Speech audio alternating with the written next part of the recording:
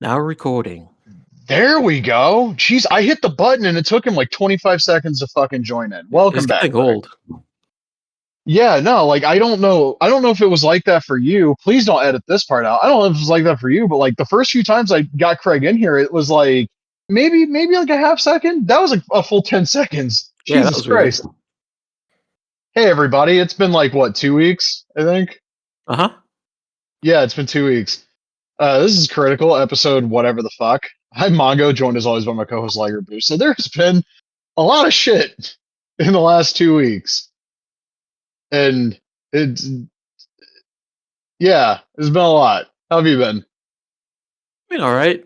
I went to like a Michael Jackson tribute last week. It was like a impersonator with a full band. That was pretty fun. Um, the thing that was weird about it is that at the end of the show, he like went through the crowd and like shook people's hands, and it's like the place was let's say like maybe half empty, and it was really weird seeing like this guy dressed as Michael Jackson just going through a crowd of empty people. That was funny, but it was decent. Other than that, same old, not much going on. That's good. I described all of the bullshit Yeah. um stuff going on before we started recording. I'm not going to relitigate any of that. Before we get to, we don't have a main topic this week. What the fuck? Wish You said list. you got a code for a game?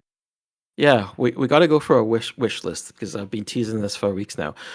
Yeah, I do have to mention I got this code. Was sent to me for free through game.press. But yeah, I got a code. It was actually waiting for me. It's been there for like a few weeks now, and I didn't even realize. I got an email. It's like you didn't, redeem this, and I was like, wait, what? Because this is a game that I've been looking forward to for a while. MOUSE P.I for hire.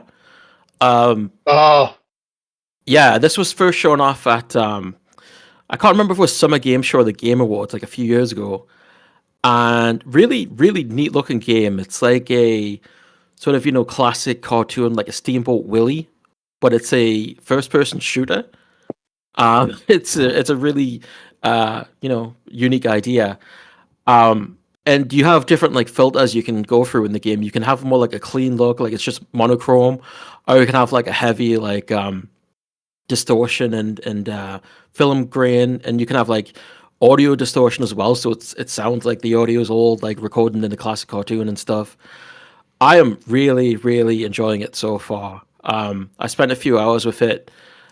You start off killing mouse Nazis, which is always welcome, no matter what sort of creature they are.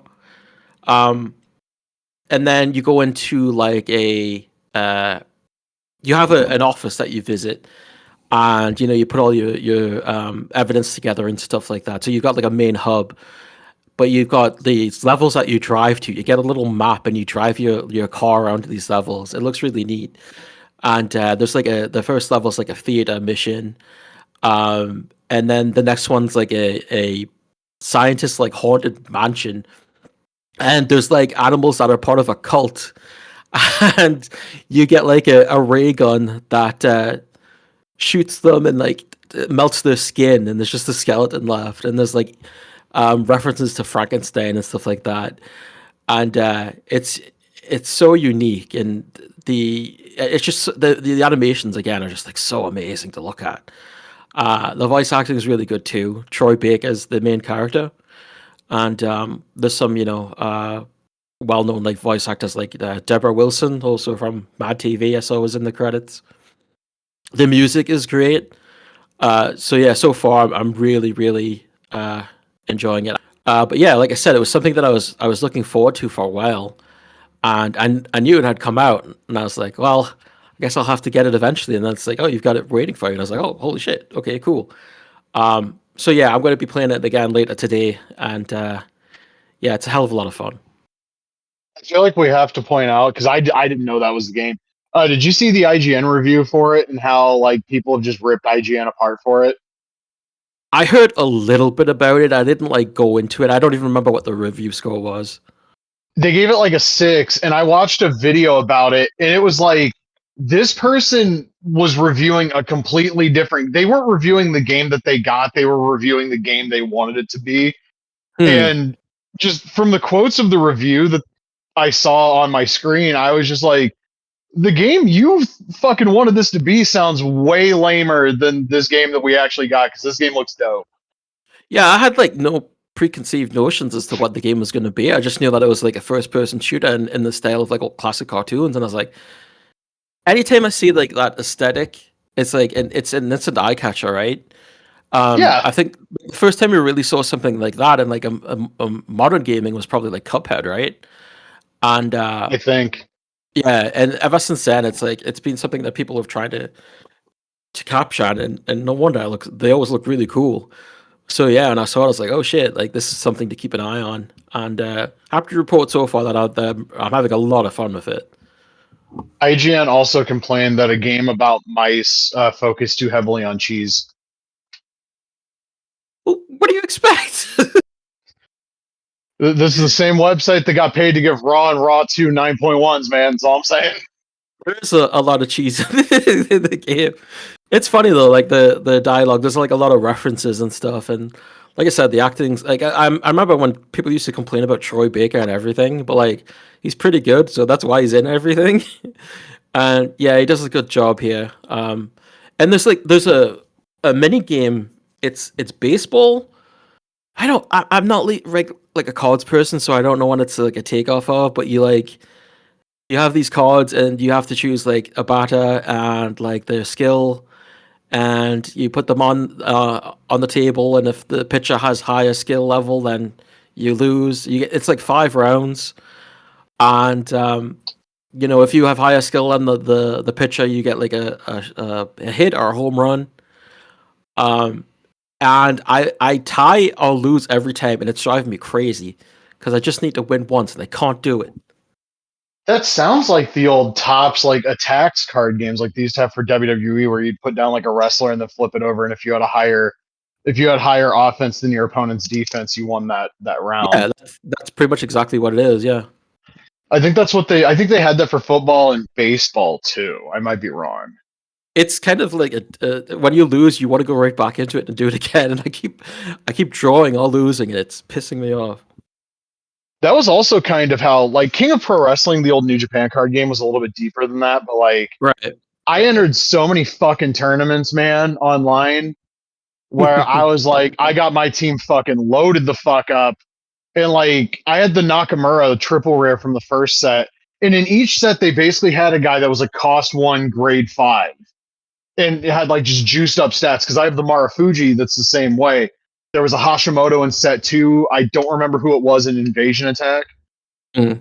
And like one tournament, my fucking Nakamura, because I don't read Japanese super duper well, so I don't know what my special skill was versus his. But like my Nakamura lost to a Yoshihashi that wasn't even, it was like a fucking just a common Yoshihashi. And I was like, bitch, a deciding match in this fucking game because it was like a 5 match thing, right? Yeah. Like 4 singles and a tag. And I was just like, fuck you. I find it really hard to get into like card games unless it's something like really basic, like Sequence. We have that. I used to play that quite a bit.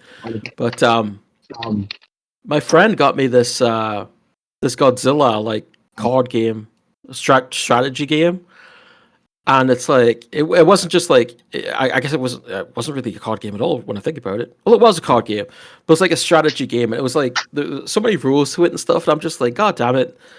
Like it was just a bit too much. And I think at the end she's like, I'll just take this home, and that was the last time I saw it, I think.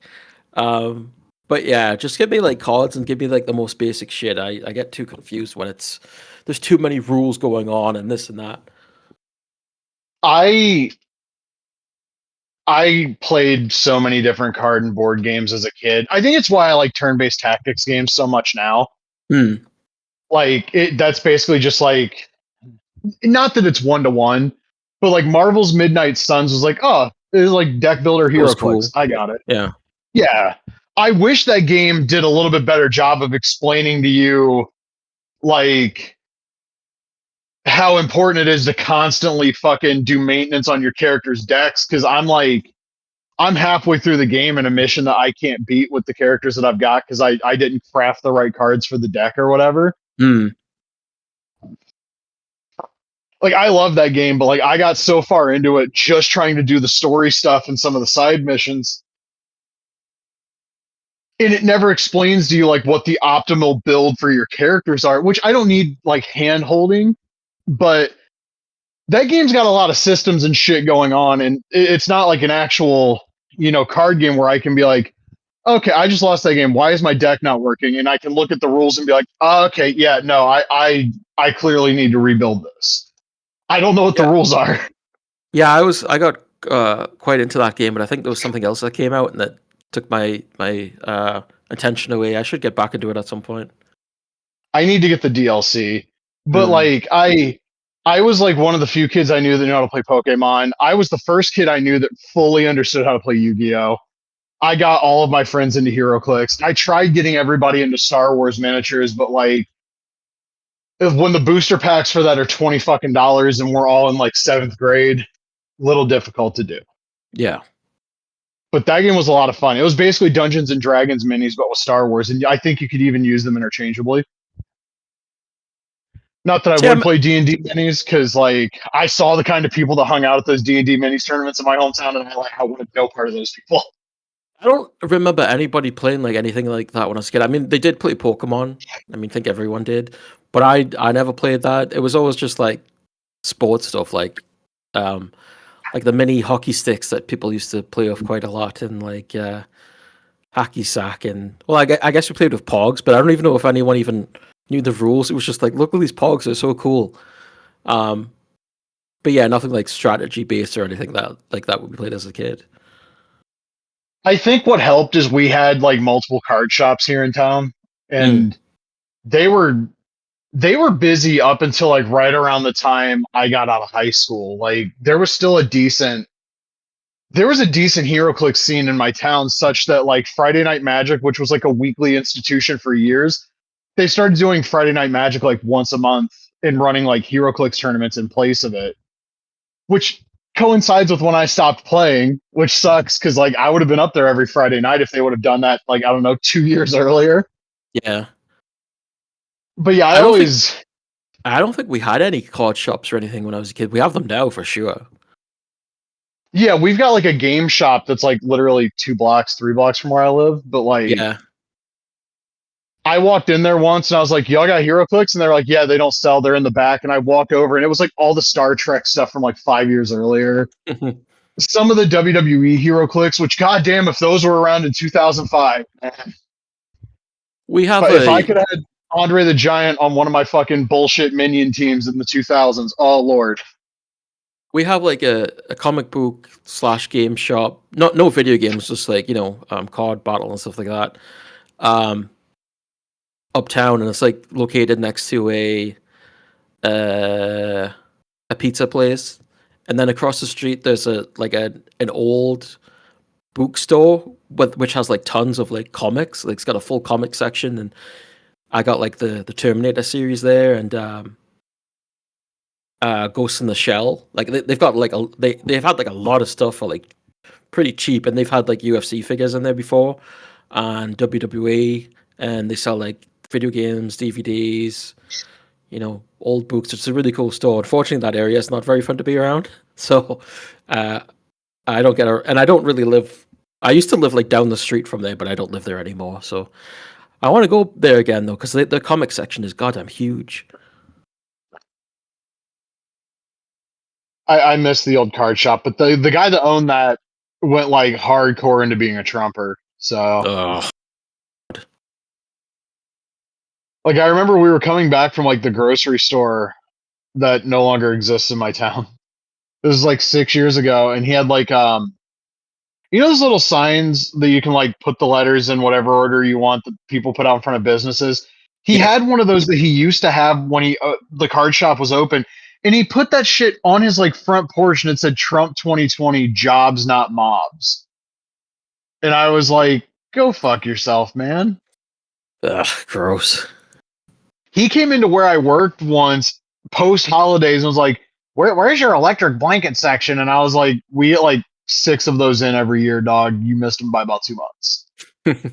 And as he was walking away, he said something about like, well, the level of intelligence of the people that work in these buildings. And I was like, I just want you to know, like, between me and like four of my friends, we paid for your house for like 3 years. Go fuck Yeah, yourself. It wasn't those guys buying the $300 fucking Leaf NFL boxes. It was those of us that would walk up there with like $80 each and like a mob of like nine fucking buying hero cligs. We were the ones that floated that shop, and when they ran everybody off, well, look what happened. yeah. Um, wish list games. I don't have like a lot that I like. Most of the shit on my wish list is just fucking old. Okay, well we can let's take a look here. Do you want me to start? Hold on. I gotta get the Steam app. There we go. We're in. All right. You go first. Okay, so the first game I've got on here is actually coming out on Tuesday. It looks like. I told you about this like I think last week. It's Dead as Disco.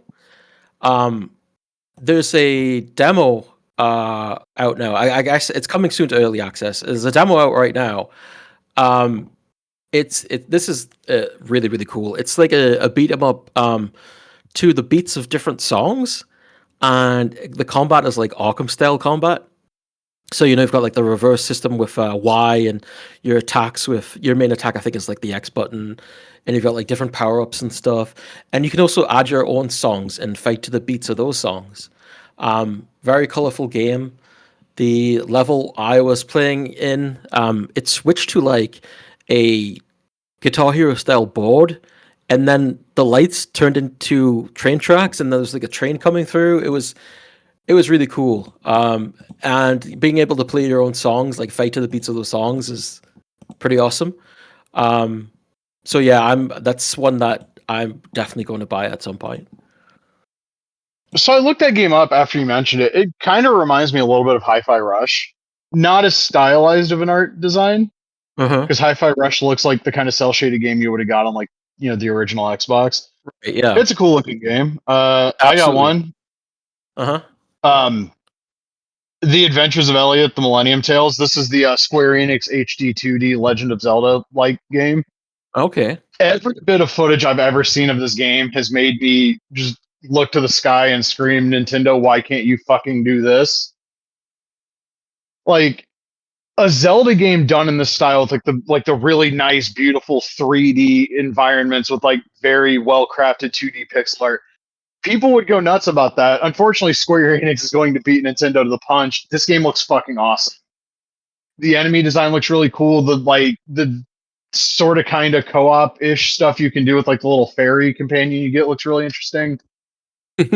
And I love every goddamn one of these games that Square Enix does in the HD 2D art style. It proves you can do stuff like this with a budget and it can still be good as long as you have competent development and you're realistic with like development timelines and releases and fucking shit like that. Yeah. Like I love Octopath Traveler. I love Triangle Strategy. I loved the little bit of Dragon Quest 3 HD that I got to play.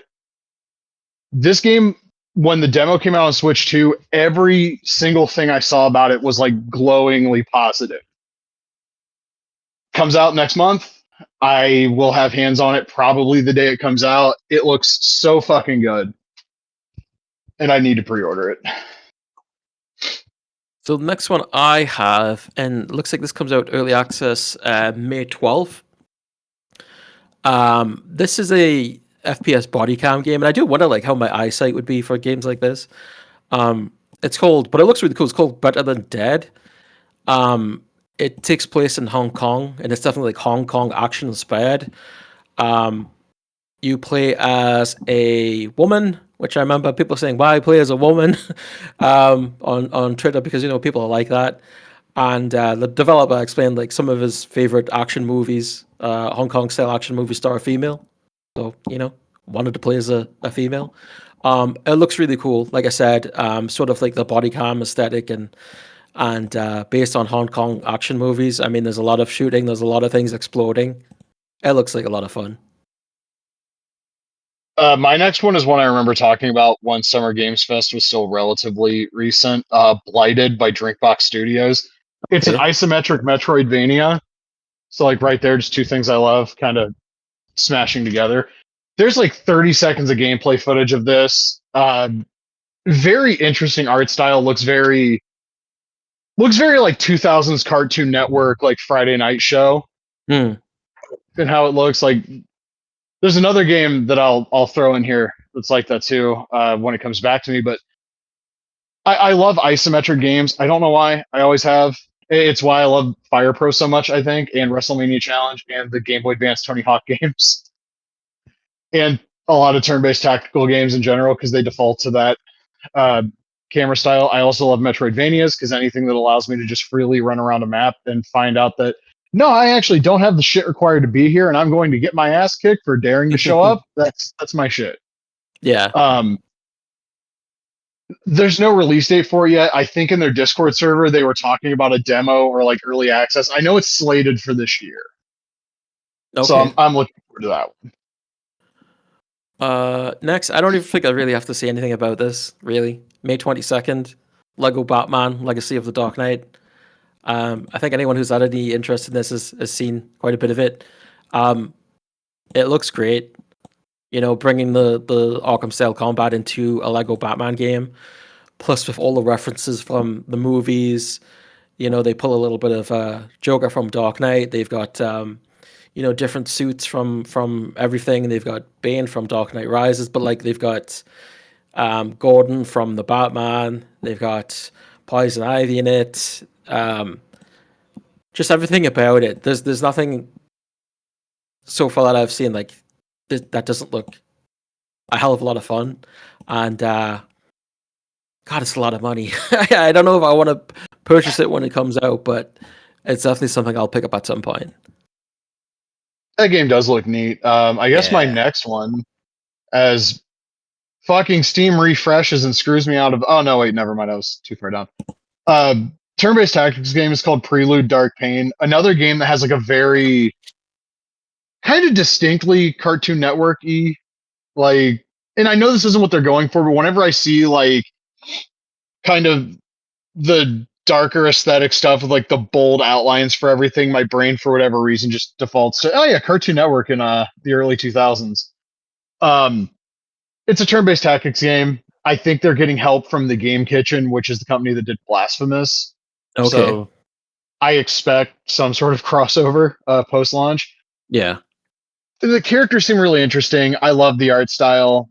Everything I've seen from the gameplay makes this look about like what I'd want a turn-based tactics game to be. That's not. There's another turn-based tactics game I'm going to reference later, but like for like the kind of dark fantasy tactical RPG, this looks a lot like what I'd want. Next one on my list is Underground World War.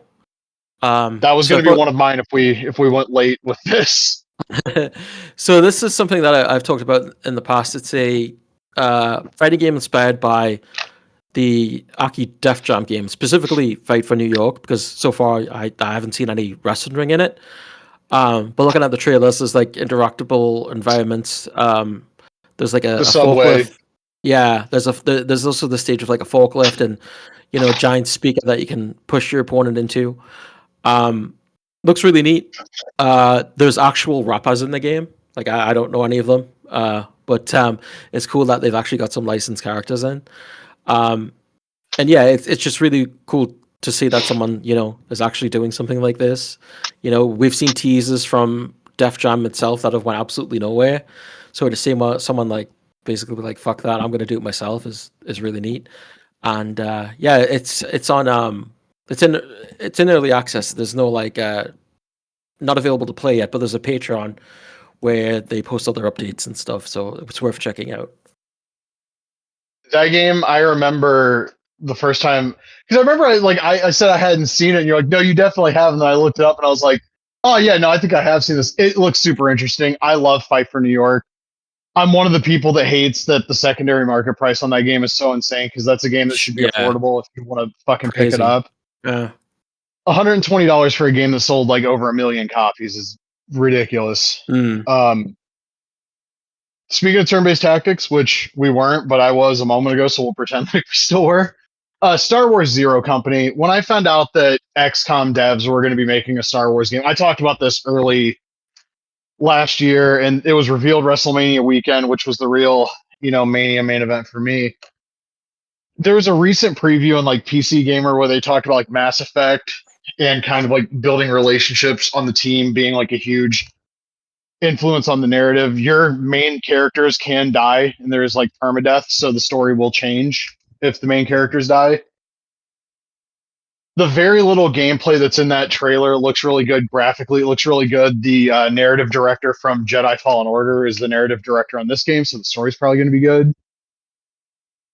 It feels really crazy to be not not optimistic, but like excited for something Star Wars related. Like I'm not one of the people that hates the sequel trilogy because I've not seen any of them. I just my Star Wars interest ebbs and flows about every 10 years, and this game's probably going to come out and catch me in like that 10-year like, nope, I like Star Wars right now. Yeah. Next one I have here, it's called Blackwood. This is a game I saw a few months ago. I can't remember where. I think maybe just on social media. But it's a game where at the daytime you run a DVD store, and you can see like in the gameplay footage I'm watching right now, he's going through the DVDs. He's like sorting out his comic books, and there's people that buy items, and you're at like the checkout, checking stuff out for them, and then at night you're an assassin. And it shows him like running gunning through all these different enemies and stuff. Very different idea to have two different styles of game where you run a DVD store and then you're doing like run and gun missions. But it seems pretty neat. Graphically it looks very interesting. So that's what I've had on my list for a while now. No, it looks like third quarter 2026 is the expected release date. All right, if we're finishing up here, I got one last one. Okay. eBaseball Pro Spirit 2026. Yes. I think I said that a couple of weeks ago when we first floated the idea. It is mind-boggling to me that NPB is allowing a licensed product outside of Japan. Mm-hmm. I don't mean that in like a negative way. It is crazy that it's happening. I'm super excited. The free-to-play one, the actual on the fucking field gameplay is incredible. It looks great graphically. I love how they had a dude sit down in the booth and they stitched his commentary together to sound like a fucking PlayStation 1 game.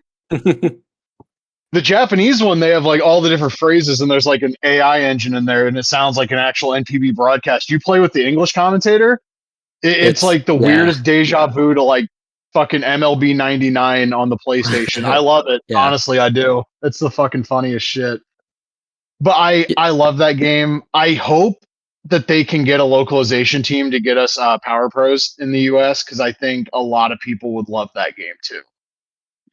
Is this in sort of a way it's like, I remember hearing about these games years ago on the PS2 because everyone would be like, oh my god, look at the graphics and stuff.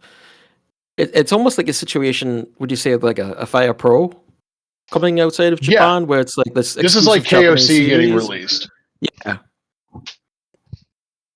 Yeah. So this is like how GameSpot used to have King of Colosseum listed as being released in the US in 03, and like, oh my god, if that happens, and then it didn't. Yeah. So yeah, it feels like a very big deal. And again, I bought last year's game, not thinking about that this was ever going to happen, and I was like, oh shit. Because I got to the menus, obviously all in Japanese, all the main menus in English, but then you get all the Japanese, and I was like, I don't want to learn this stuff for a new game all over again. So, I didn't spend too much time with it. And then, of course, the free-to-play one came out, and then I saw this, and I was like, god damn.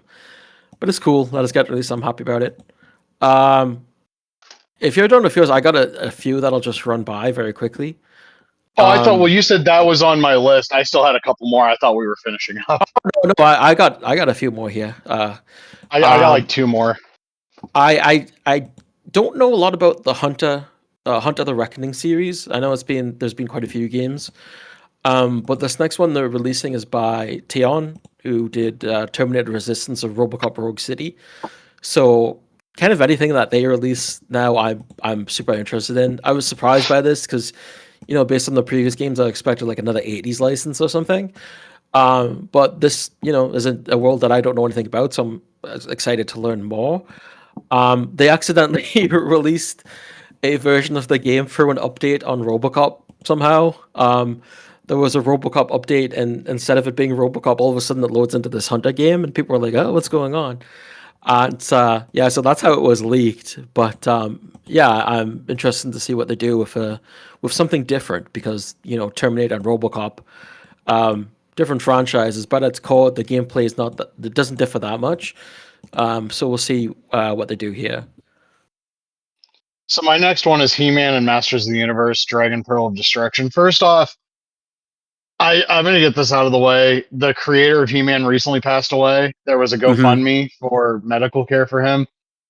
MGM, Amazon MGM, whatever the fuck the company's called, and Mattel both need to cover like his funeral expenses and his medical bills, and also set his family up for the rest of their lives because they absolutely have the money to fucking do it. The fact that this guy created a multi-billion-dollar franchise that Mattel has milked for 40 fucking years and he did not get to live comfortably for the rest of his life is Crazy. fucking disgusting.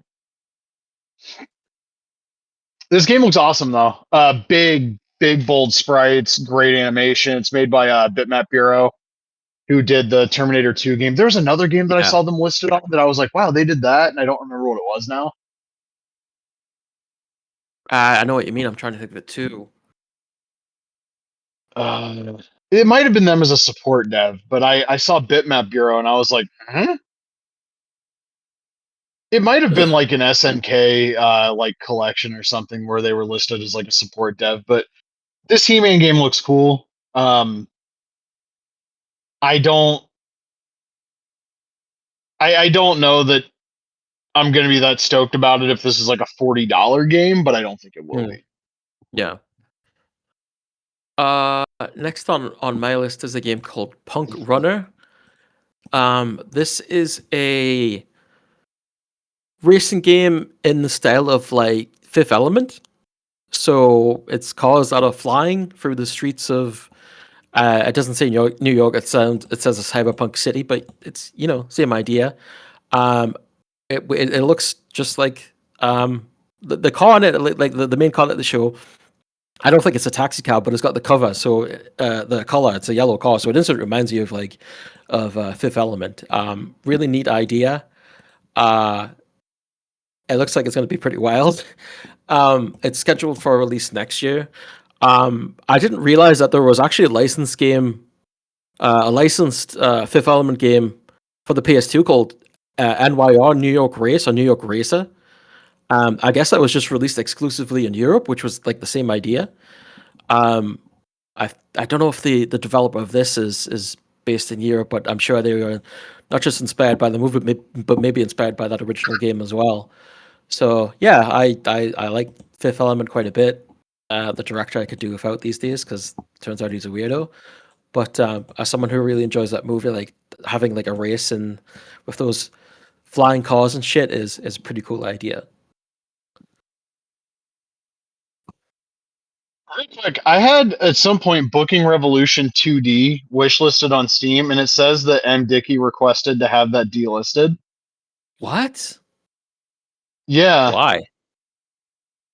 I don't know. It Hmm. looks like he's putting out like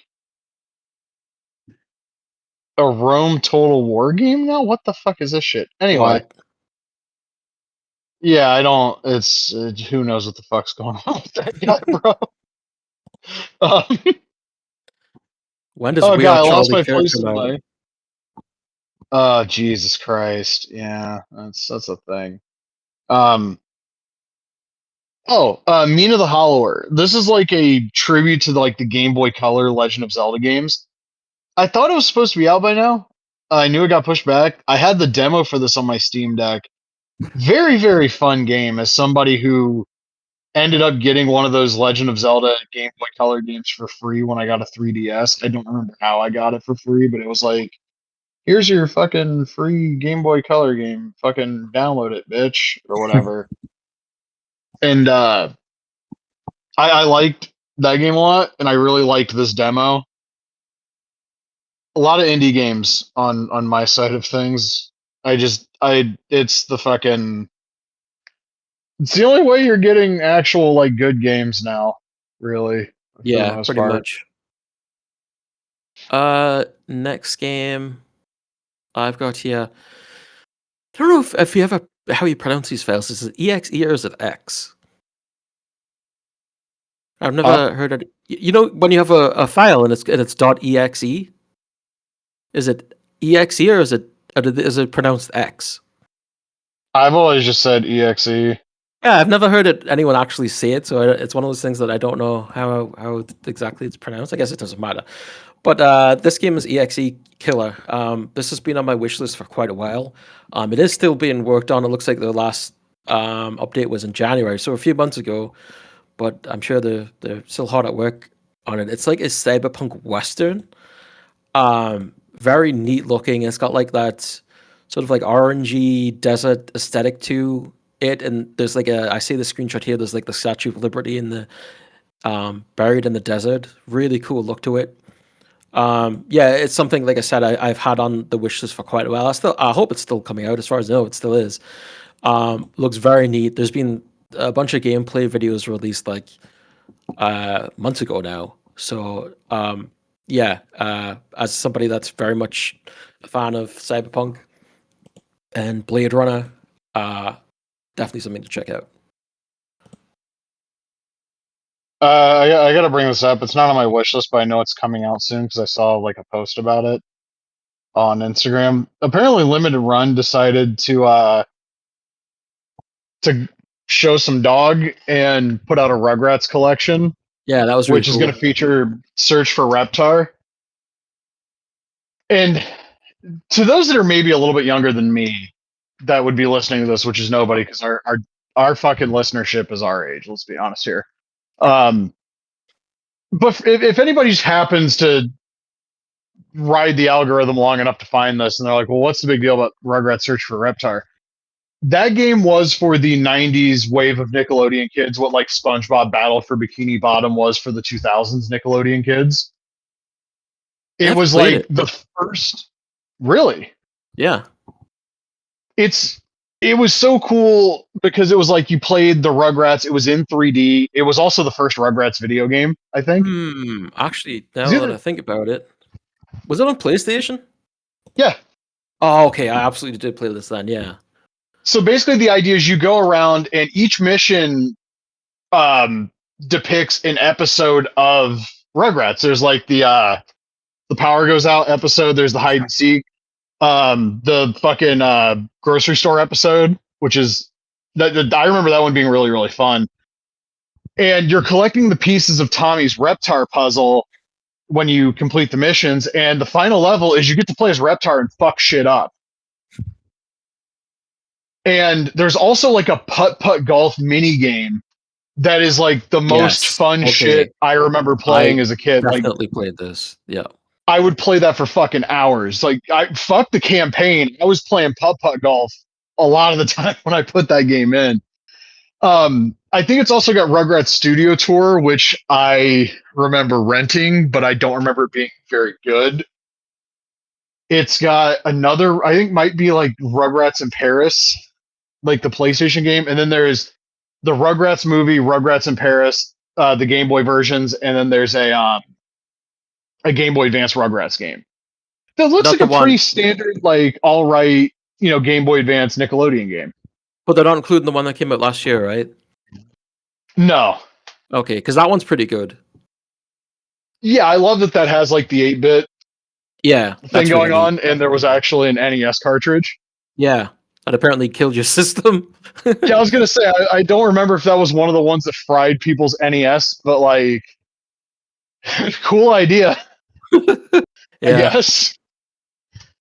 But like, yeah, I'm one of the people that thinks the Rugrats started to really suck once they brought it back and they introduced like Dill or whatever. It's a fucking show about babies that can talk, and that little lumpy headed son of a bitch couldn't. Useless. I think Rugrats debuted in like 92, am I right? 91, I think. 91. See, I don't remember seeing it till like 96 or something like that. It used to be on after school at like 5:30 or something like that. And my mom used to actually watch it with me. She was very much entertained by it. It's a cool show. So it airs, I think, from 91 to 94. It goes away for a couple of years, but they rerun it in the US at least. It So gets that's when it. rerun for a couple of years, and then it gets brought back in 97. Okay, so that's when it must have picked up steam, right? Because that's when they got the movies after when they reran it, right? Yeah, I think the movie's like the true beginning of like the big push for Rugrats, because Right. then they had the Rugrats toys, because there was like the talking Chucky Finster or whatever that we had a rain check in at fucking Kmart, and they never called us for it. They did call us for the Titantron though, so thank you. But my Titantron, that as I look out into my garage right now, it's fucking faded because it's been sitting in the sun for years. Uh, should have brought that thing in years ago. Goddamn. But it's really Oh, cool that Nickelodeon games are being preserved. I know, like, we can debate back and forth if they're like great games or whatever, but I have a lot of fond memories of Rugrats Search for Reptar, and I also that was the point when I was a kid where like I started actively taking note of what the logo was on the box as far as the publisher. mm, Because like Midway, I was gonna play anything that had Midway on the box. THQ, who put that game out, that was another thing because they made wrestling games too. Acclaim was another one. Capcom, yeah. and I have a lot of fond memories of that game. Maybe if I buy that collection, I'll be like, ah, this sucks, and I'm just a fucking dumb '90s nostalgia baby. But like, it's really cool to see that game preserved. It's really cool that THQ Nordic did the HD remake of Battle for Bikini Bottom, even though IGN like gave it a super low review score because it's a game made for children. Well, fuck me, man. No shit. Shocking. Yeah. What did you want? Fucking Sponge Souls? Probably. Dude, imagine Flats the Flounder as a boss fight. Oh, sorry. Anyway, The next one I've got on the list is a game that I'm not sure is actually coming out anymore. It's Vigilance UPW? 2099. Oh. Well, we'll get to that. So that's on my list too. Vigilance 2099. I talked about this forever ago. It's a third-person cyberpunk bounty hunter game. It looks so cool. Very obviously, again, very inspired by Blade Runner.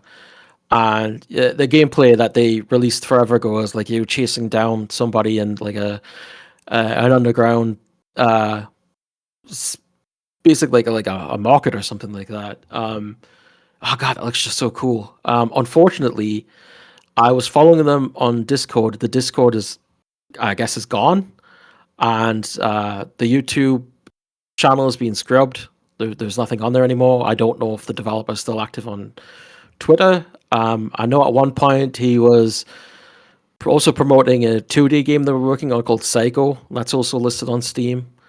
And I was like, would you guys be interested in this? And it seemed like maybe they were going to release that to maybe help get support for Vigilante. But like I said, it seems like everything's gone dark, so it doesn't look very good for the future of that game, unfortunately.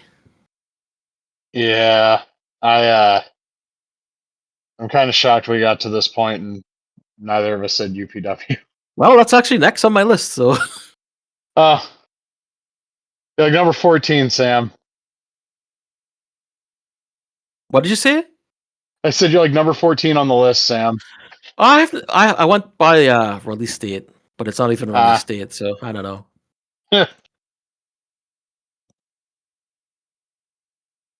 You want to talk about it now? I guess, is there an update? I haven't been on the Discord for a while. I do know that unfortunately Sam was dealing with some health issues the last time I checked in. He was That's talking about that's awful. talking about possibly having to have his gallbladder taken out, which is something that I went through, and I know that is not fun. Um, so yeah, that's not fun at all. I'm just looking quickly at their Discord now, which is they're just answering general questions. It looks like. Um, Not seeing there hasn't been a monthly update in a while now, so hopefully we'll hear something else soon. Yeah, yeah, I yeah. I mean, it's kind of like I kind of at the point where it's like, I'm just I'm not actively searching for it. Like I said, I haven't got the. Oh, he said he got the camera down his throat, and they couldn't see anything else. That could be wrong. So it looks like they want to remove my gallbladder. Unrelated to this, because I always do this at 9:30 when we are recording. We got another WWF Coliseum video on the vault that was not on the network. It is WWF Best of the WWF Volume 19. Oh, okay, cool. I do not know what is on this as of yet, but Do they do the they keep thumbnail has what's do up? they keep the old intros with the Roman Coliseum in the like best of the WWF uploads? Or well, that'd be too late Uh, for that one, right? the distributed by, and it's got like the two things and they separate and it says Coliseum video. That's on there. Okay. The original music. You know what pisses me off? So on one of the 91, 92 era tapes they put up, the do do do do do do do do that they used on all the Fun Coliseum videos, Mm-hmm. that shit's on there, but on the original Super Tape uploads, it's still the network shit where they crudely dubbed in whatever the fuck that song was. And I hate it. Do you? Give me back my fucking sports highlight public domain music, you motherfuckers. I have that song, that do do do song. I'm trying to remember what it's called. It's called Autobahn. Yeah. Yeah, it's neat. Yeah. I enjoy the Coliseum video uploads. It reminds me of a much better time for the WWF in terms of the pro. Oh, we got Savage and Bad News in a street fight. Brett versus Ted DiBiase, which I think might be the primetime wrestling match. If it is, that match is fucking excellent and it's worth going out of your way to see. It looks like the feature bout is Hacksaw Jim Duggan and Jake Roberts against Andre the Giant and Rick Rude. I have my reservations about if that's any good. I'm trying to remember the original Coliseum song. I think it's called Enigma, and there's like 3 different versions of that song, and they all rule. The song that Oh, plays the with one like where when it's like the the Roman like text Coliseum, intro and or whatever. Yeah. yeah, and like Andre is slamming Kamala on the cage and stuff. Yeah, so that intro's in, at least on the network versions of all the tapes that would have had. God, I used to see that so much because I had all the didn't have all of them, but I had a lot of the Coliseums when I was like a little kid. So that whole intro was like burned into my brain. Do you remember when they unveiled the new basic articulation at Comic Con 2 years ago? They actually had the text for that on the Oh, did graphic they? with like Roman showing the new. Yeah, because I remember on Mattel Steve's post, I was like, don't think I didn't fucking notice that. I don't remember that, but that's cool as hell. Like, I'm a fucking nerd. I know what this is, bro. Yeah, I love that intro so much. Yeah. I used to get like goosebumps whenever I'd hear the music and it would start up. Dude, whenever I heard the Super Tape song, I'd get fired up, even if it wasn't on Super Tape. Super tape. Yeah, Yeah, that's volume two. I that bit yeah. wore thin on me when I was a kid. Like it's funny the first couple of times, but it's like every fucking time. It's a It's cool shame. that they're doing these uploads that aren't the network ones though, because like there's so many from like '89. Like fucking put Hulkamania 4 up, you fuckers, It's and a shame. 6. It's a shame AEW only had Sean Mooney in for all out, or was it all out or all in? Whatever the first pay per view was. He was Uh, on he was oh, on double. All In. I don't think he's actually appeared on Was he on Double or AEW. Nothing though? I think I he was don't on Double think or Nothing, so. right? I think he was. I swear he was. I know he interviews Nick Aldis on All In. Let me see. I gotta know. I don't remember if he's on Double or Nothing, but I've also blocked like most of that show out of my memory. Because I remember I never watched All In, but I remember watching Double or Nothing. I was like, what? Sean Mooney? Could have sworn he was on there. Now that I'm looking for it, I don't. I might be lying. But anyway, it's a shame that they didn't hire him to do like, uh, like He the did desk. NWA Power and he did All In. Okay, I don't really remember him on Power, but I just saw the picture of him on there. So, but yeah, it's a shame they didn't have him do like um, desk updates. That'd been fun. Yeah. Well, if they ran live events, him doing like an AEW event center, like that would have been killer for House Rules. Yeah. Oh man, when they were doing those for like 2 months. Well, if you remember, they used to do stuff like with Tony on YouTube. Yeah, the control center, like the day of the show. Well, that was back when they had the whole show announced the week before. Right. Now they're doing like the 97 ECW arena thing of we're going to give you like 3 matches and then the day of we'll tell you everything else. Hmm. I think this best of the WWF tape, I saw a Betamax of it sealed on eBay for like 200 a few years ago, and I thought about getting it because I think Duggan might be on the cover of this. Oh Okay, yeah, I think take a so. reminder. I'm sorry to I talk about Coliseum videos, but no it no. is. I've got another one here. Spain. This is Gun Fu. Um, this is the one that's been going around for a while. I think it's sort of like Arkham Combat, but it's Gun Fu, so very fast paced gun action. Another, I guess, another like cyberpunk. Apparently, I'm obsessed with cyberpunk. I didn't even realize it. Um, it looks very cool. They seem to have some. I don't know who's developed. It's a developer called Neki. Um, they seem to be out there quite a bit. I think they were on like the Game Awards or something as well. Um, so yeah, very very cool looking game. Okay, so Beefcake and Mr. Perfect are on the cover of this. And also on this tape, special fan request, and I don't buy this for a fucking second, but special fan request, Jesse Ventura takes on Tony Gurria. Oh, hmm. And Who who requested that? Like Jesse Son or something? fuck, I don't know. I've given my theory on here that like the fan requests on like Super Tape and shit were all just bullshit. There was like, we have this match in the can, let's make up somebody who wanted to see Hercules versus Earth. I would have requested Jesse Ventura versus Raven. Well, this is 1989. Yeah, but according to that movie, Raven was there when Jesse Ventura and they were in the same company and wrestling. So Well, they were in WCW. don't you remember the Jesse Ventura story? They did the screw I job and haven't it was seen that it was Raven that was in the match. I'm since pretty sure. like, I have not seen that in years. I have like Uh, no memory. I know I've seen it. I just have that's no what I memory of was. it. That's what I was referencing anyway. Uh,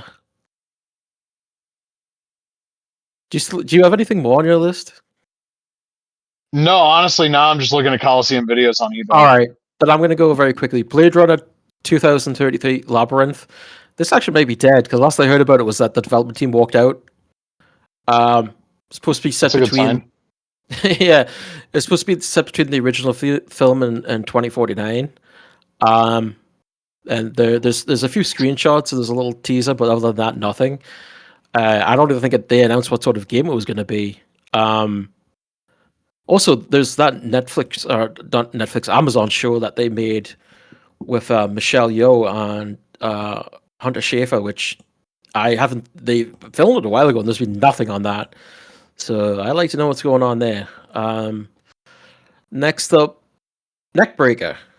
Speaking of wrestling games, something that we haven't heard from in a while. I haven't checked his Blue Sky recently to see if there's been anything else, but I know just as of a few months ago, he provided an update and said, "Yeah, I'm still working on this." So as far as we know, that's still going. Still really looking forward to that. God, I got a lot of games on here. Acts of Blood. Something I've talked about before. It's been a while since I've played the demo that they've released. Apparently, there's been a lot of updates to that, so it's something I'll have to check out. It's an Indonesian martial arts action game. It's very much in the style of Sleeping Dogs. Very very cool. A game here called Evolutis Duality. I think that's how you pronounce it. 2D game inspired by 80s anime, but when I look at the um videos, it's almost like rotoscope. Like to me, it looks like sort of like Ralph Baskin or something like that. And I know it's not, but it gives that sort of aesthetic to me. In the trailer, there's like a lot of octagon fighting in it. And also, of course, it's a cyberpunk thing. Sorry, I can't help it. This is one I think you actually showed me, Walled Haven, or maybe I showed you this. I can't remember. Um, it's a game takes place in is it Kowloon City? In that walled city in China. Um, it's a kung fu open world action adventure game. I was trying to think of what like the graphics remind me of. I can't say exactly.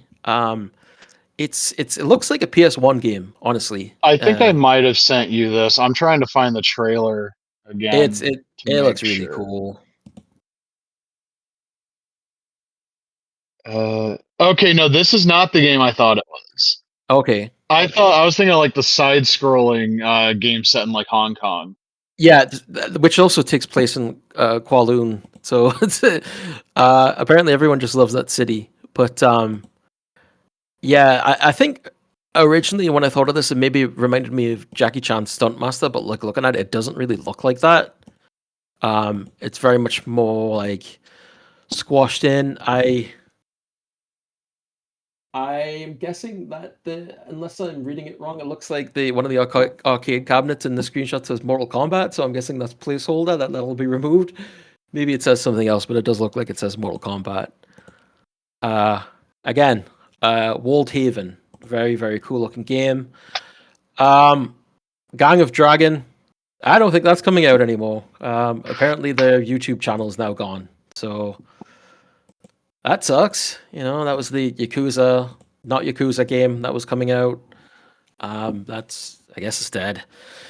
Overjump Rally, Yeah, yeah, it's very sad. Overjump Rally is a sort of Sega Rally inspired game. It actually says an unofficial remake. For some reason, a little while ago, I got really into like seeing games like that and like the old VR racing games. So yeah, very cool. Ala Turca. This is a GTA 3 looking game that takes place in 1970s Turkey, which is a very unique idea. I believe it's a single developer in Turkey that's making the game. Uh, Very cool idea. I think this is the one you were talking about, the Ninth Dragon. Uh, this is like the side-scrolling action game in Kowloon City as well. When you look at it, I do get more of like a Jackie Chan Stuntmaster from like the first reveal of it, but then it's a side scroller, so it's quite different overall. But that looks very fun. God, I got a lot of stuff on here. Oh, I got three more. Defect. Cyberpunk SWAT sim set in a dystopian world. Jesus Christ, why do I have so much cyberpunk? I really didn't know I had this much. Single player game, but also features co-op online. Very cool looking. Another game that looks very much like Cyberpunk 2077. Neo Berlin 2087. It seems very much inspired by that. This was shown off a little while ago. It's a third and first person game. Again, very much Cyberpunk. And last one here is a game called Riftwalker. This is a solo dev that was pretty sad that Star Wars game got cancelled. What is it? Star Wars. It was the Bounty Hunter game that was shown off ages ago. And I the don't one that remember the looked, title. yeah, it was very much like Uncharted-esque. And he was sad that never got made. So he's made his own type of thing here, where you play as a bounty hunter and try to find the fugitives across different landscapes and futuristic cities, space cities, and stuff. It looks pretty cool. So that's the end of my list. Uh, God, I got a lot of stuff on here. I'm gonna be broke if I get all this stuff. I still can't believe I thought Jim Duggan was on the cover of that tape, but it was actually Brutus Beefcake. Well, it's easy to get confused Duggan's on between the the two. cover of one of those best of the WWF tapes. I don't know why I thought it was 19. I mean, Uh, when Beefcake becomes a disciple, can you really tell the difference? well, Yes, you can. still kinda, yeah. Yeah.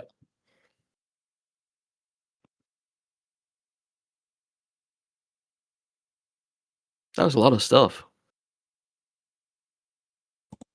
God bless late 80s WWF, man. I know that the company always kind of sucked and Vince is a piece of shit and all of those things, but like there's some magic still in those red, white, and blue robes. Oh, this has the Demolition and Powers of Pain dark match from the main event too. And it's got Beefer versus Trunks Mr. Perfect. But on the cover it's Beefer and like green singlet Mr. Perfect. Interesting. And now what the fuck is this shit? I opened a tab here, and the first thing I'm introduced to is a very serious looking Paul White, and it says, Paul White says WWE blocked his Gladiator movie role. Don't you hate it when that happens? Yeah. At least he got to be in that Knucklehead movie. I think this is the Brett and Ted match from Prime Time. It's a real long fucking match. Also, one of the you can tell when it's like the Tony Schiavone era of Coliseum videos because you get stuff like the cutaways where it's Sean Mooney taking you through the WWF studio. That's like Right. distinctly a Tony era thing that they run with for years after that. Speaking of the Fed, I guess we got to talk about the releases, right? Yeah, nothing to talk about from WrestleMania. I didn't watch any of that shit. Oh, I got coerced into night two. Not by a friend who was having a fucking mental breakdown and decided to leave me with the main event. No. Two other motherfuckers were like, "Hey, bud, like we're getting together. You want to watch Mania?" And I was like, "Yeah, I'll hop on the fucking call, I guess." Because if I got two people and they're not drunk and constantly talking about self harm, maybe I'll enjoy Mania Night 2. Yeah, I fucking didn't. I didn't. The reaction I saw was that the show was good, but like I wasn't gonna watch it. It was better than Night 1, but like here's my thing. Indulge my rant real quick. Everybody likes to do the pro wrestling versus sports entertainment debate, right? That's like a fun thing to do. Mm-hmm. WWE's product now has none of the trappings of traditional pro wrestling, and it really never has. But it also has none of the trappings of like sports entertainment. It's like some other like third thing. It's some other third thing where none of the rules of what makes either of those other presentations good apply. It's so perfectly rounded, soulless, kind of shapeless, heartless, disgusting corporate AI generated fucking slop. Mm-hmm. And when I hear people talk about like, well, the wrestling in WWE, no, every match is the fucking exact goddamn same. Mm-hmm. The exact like formula of every match is the same. And I hear people talking about how much better like Logan Paul is than 98% of most rosters. Because that's the Bischoff quote, right? And it's like, I don't know what the fuck you have to watch to see that guy. Like, yeah, okay, he can mechanically do the stuff. Put Logan Paul on an independent show right now. Can he put a match together? Can he put a match together without somebody laying everything out for him? I bet you he can't. Because he's not a pro wrestler. None of these guys are being trained to be pro wrestlers. I'm sure Braun Breaker could figure it the fuck out. I mean, his family lineage suggests he could probably figure it the fuck out. But like, a lot of those guys would be fucking lost if it wasn't like, if it wasn't this carefully curated situation where find the hard camera, do your big spots. There's no fundamental aspects of pro wrestling in any of this shit. And I could argue that last comment applies to a lot of AEW as well. But at least AEW feels like pro wrestling. And like when the Roman and Punk match was over, I just kind of sat there for a minute and I was like, you know what? Like, I'm not even gonna like sit here and laugh about how bad both of these shows were. Like, my time got wasted. Granted, I was hanging out with a friend night one that wasn't doing so great. But then that fucker left me with the second half of the main event and then waited 2 days to message me to let me know he was all right. So, you know, there's that. But like, I kind of just was like, I didn't laugh, and I wasn't like, well, that sucks. Let's do it again next year. I kind of just got mad. Like I spent my time on this because I had friends that wanted to watch it, and I was like, whatever, I'm not doing anything. But at the end, like I didn't feel like there was anything on that show for me or anybody who likes even the faintest shred of what I like about wrestling. I can't conceive of being somebody who like my friend that I watch night one with watches everything. He's also kind of dumb, all due respect. Um, but like I can't conceive of watching. Also, I established the last time my friend still thinks wrestling's real on some level, which I that's probably the optimal way to watch WWE because that's their target audience, and you can kind of just sit there and be like, "Oh, that's adorable." Hey, how do you think a power bomb works in real life, buddy? But like, I was just like, this isn't shit made for wrestling fans. This is shit made for people doing live reactions on Twitch. This is content for content creators. It's not wrestling. It's not sports entertainment. It's some other fucking third thing. And it's bad. It's really fucking bad. And the worst part about this is like, how to put this? The worst thing about this is they own so much of wrestling history. Yeah. Like this slot factory is like the IP farm that just controls every piece of footage that anybody has nostalgia for. Unless you have nostalgia for TNA or Ring of Honor or Japanese wrestling. But in a broad sense, the most relevant to Western fans stuff of the last 70 years, it's all in their fucking libraries. Mm-hmm. And it sucks. And their Sure action figure does. line, is the most like they need to get Bill McKenna off those fucking figures. That dude's beyond burned out. We'll talk about the Best of Coliseum collection and all the controversy surrounding that, and then why people did a 180 when they found out what it actually was. But like, everything just feels so corporate. Fucking like, here's your bullshit. Yeah, that's what people have been saying. You know, recently I was watching Righteous Reg and Phil Lindsay yesterday when Shout outs to Grapsity. yeah, I've actually never listened to their podcast before, but the releases, some more releases came out, and I was started to watch, and they were just talking about like how it's just more corporate than it's ever been. Um, and we brought it up before we started here. Like Vince, obviously, piece of shit. He had his guys, and there's people at Triple H that I'm sure they thought they were Triple H guys, and those guys have been released twice though. You know, there's no you're nobody's guy these days. You know, it's a machine, it's a corporate machine, and if they want you gone, you're gone.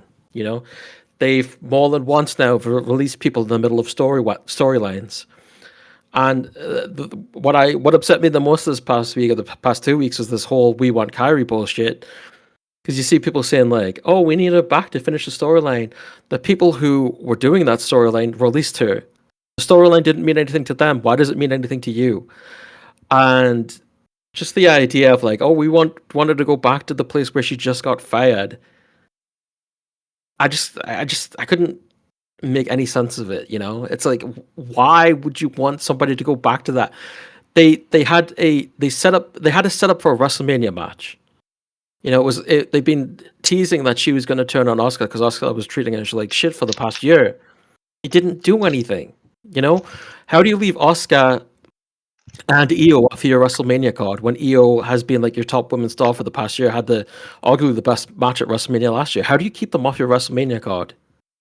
You know, that whole situation was just so unbelievable. And there was someone that was like saying, "Oh well, we do this. We want Kyrie hashtag because we want her to have a choice." And it was just like so weird. You know, it's like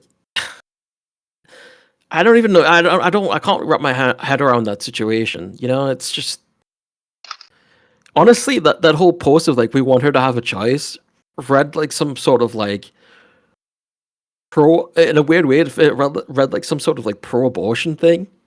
Whereas like we want this person to have the choice. It was so weird the way it read. I was like, I don't know. The whole thing is just so strange. But I was so mad that so many people were like, we want Kyrie. It's like, why do you want her to go back to the place that just fired? If they cared about her, if they wanted her to be there, she would still be there. She was in the middle of a storyline and they fired her. What do you think's going to happen when she goes back? She's going to be sitting in catering. What do you want? What do you want them to do for her? Because they're not going to do it. I think I the don't get it. idea of telling WWE fans you can watch other wrestling to see your favorites when they get fired is kind of pointless. They're not going to watch it. And that's the thing. And some say, well, support her, whatever. I don't believe you. They want to feel like they have some control over these people.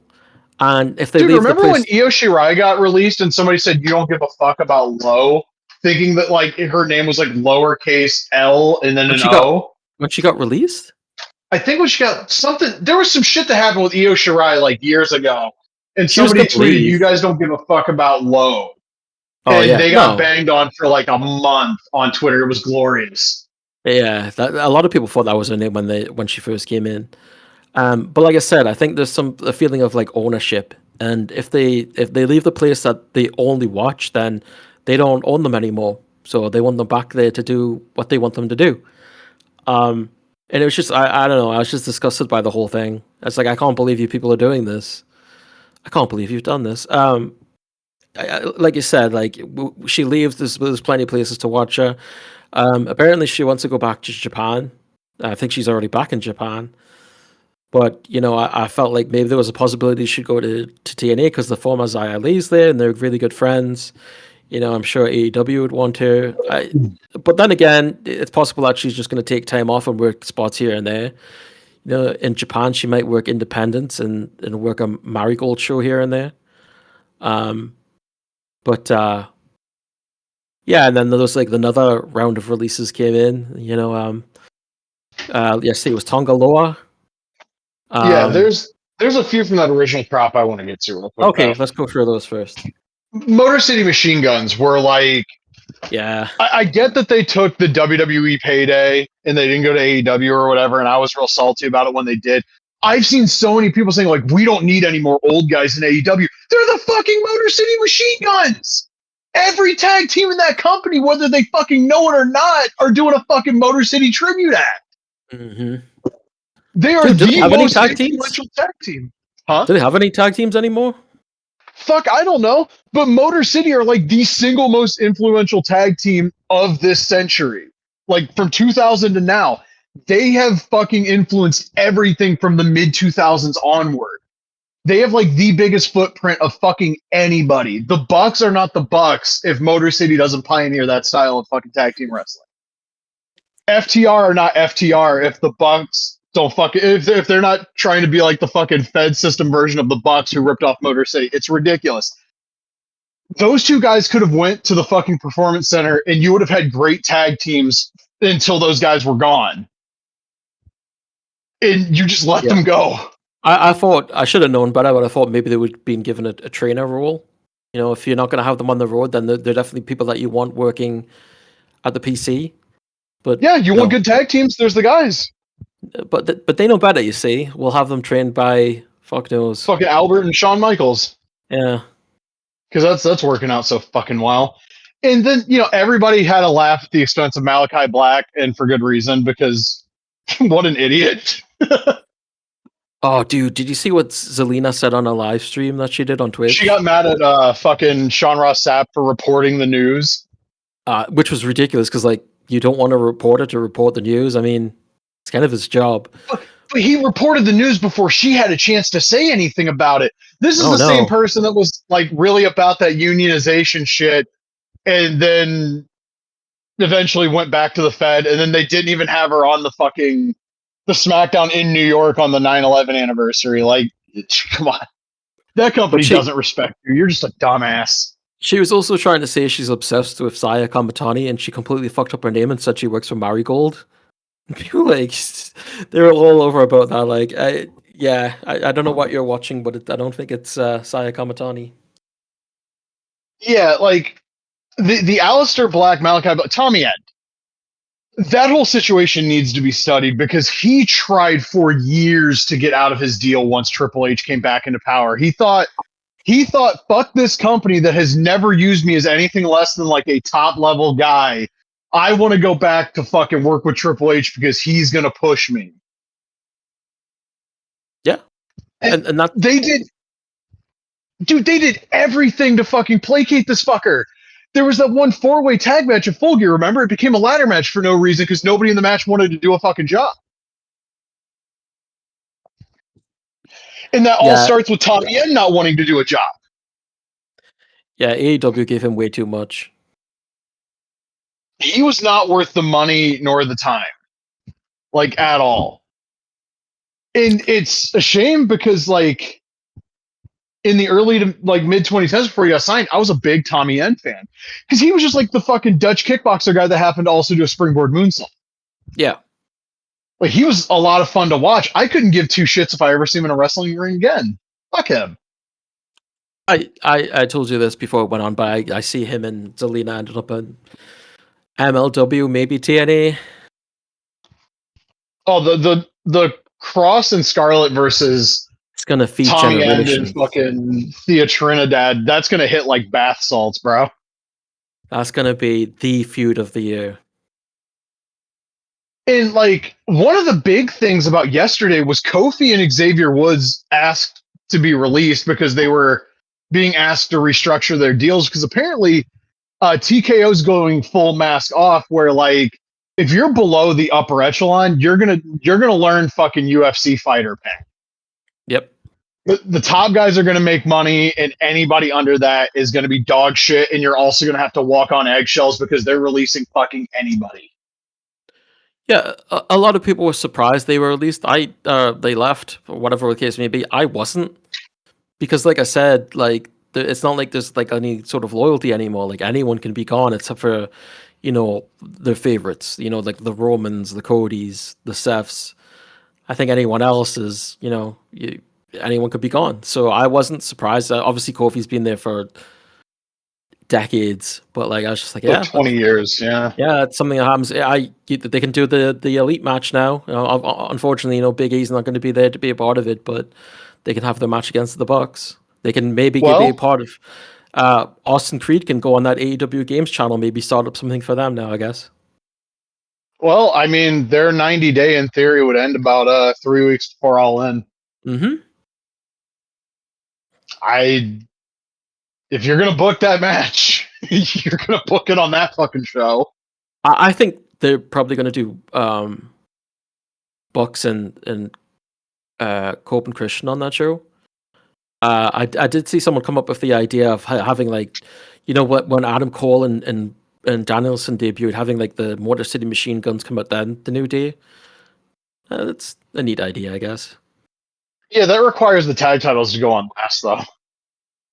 Well, I mean, I don't see that happening. It'd be something that they would do in the middle of the show. It wouldn't be like a show closing angle, but I could it's see it happening. Also, okay Motor maybe. City's 90 days is up right before AEW runs Detroit in July. Yeah, there you go. Perfect.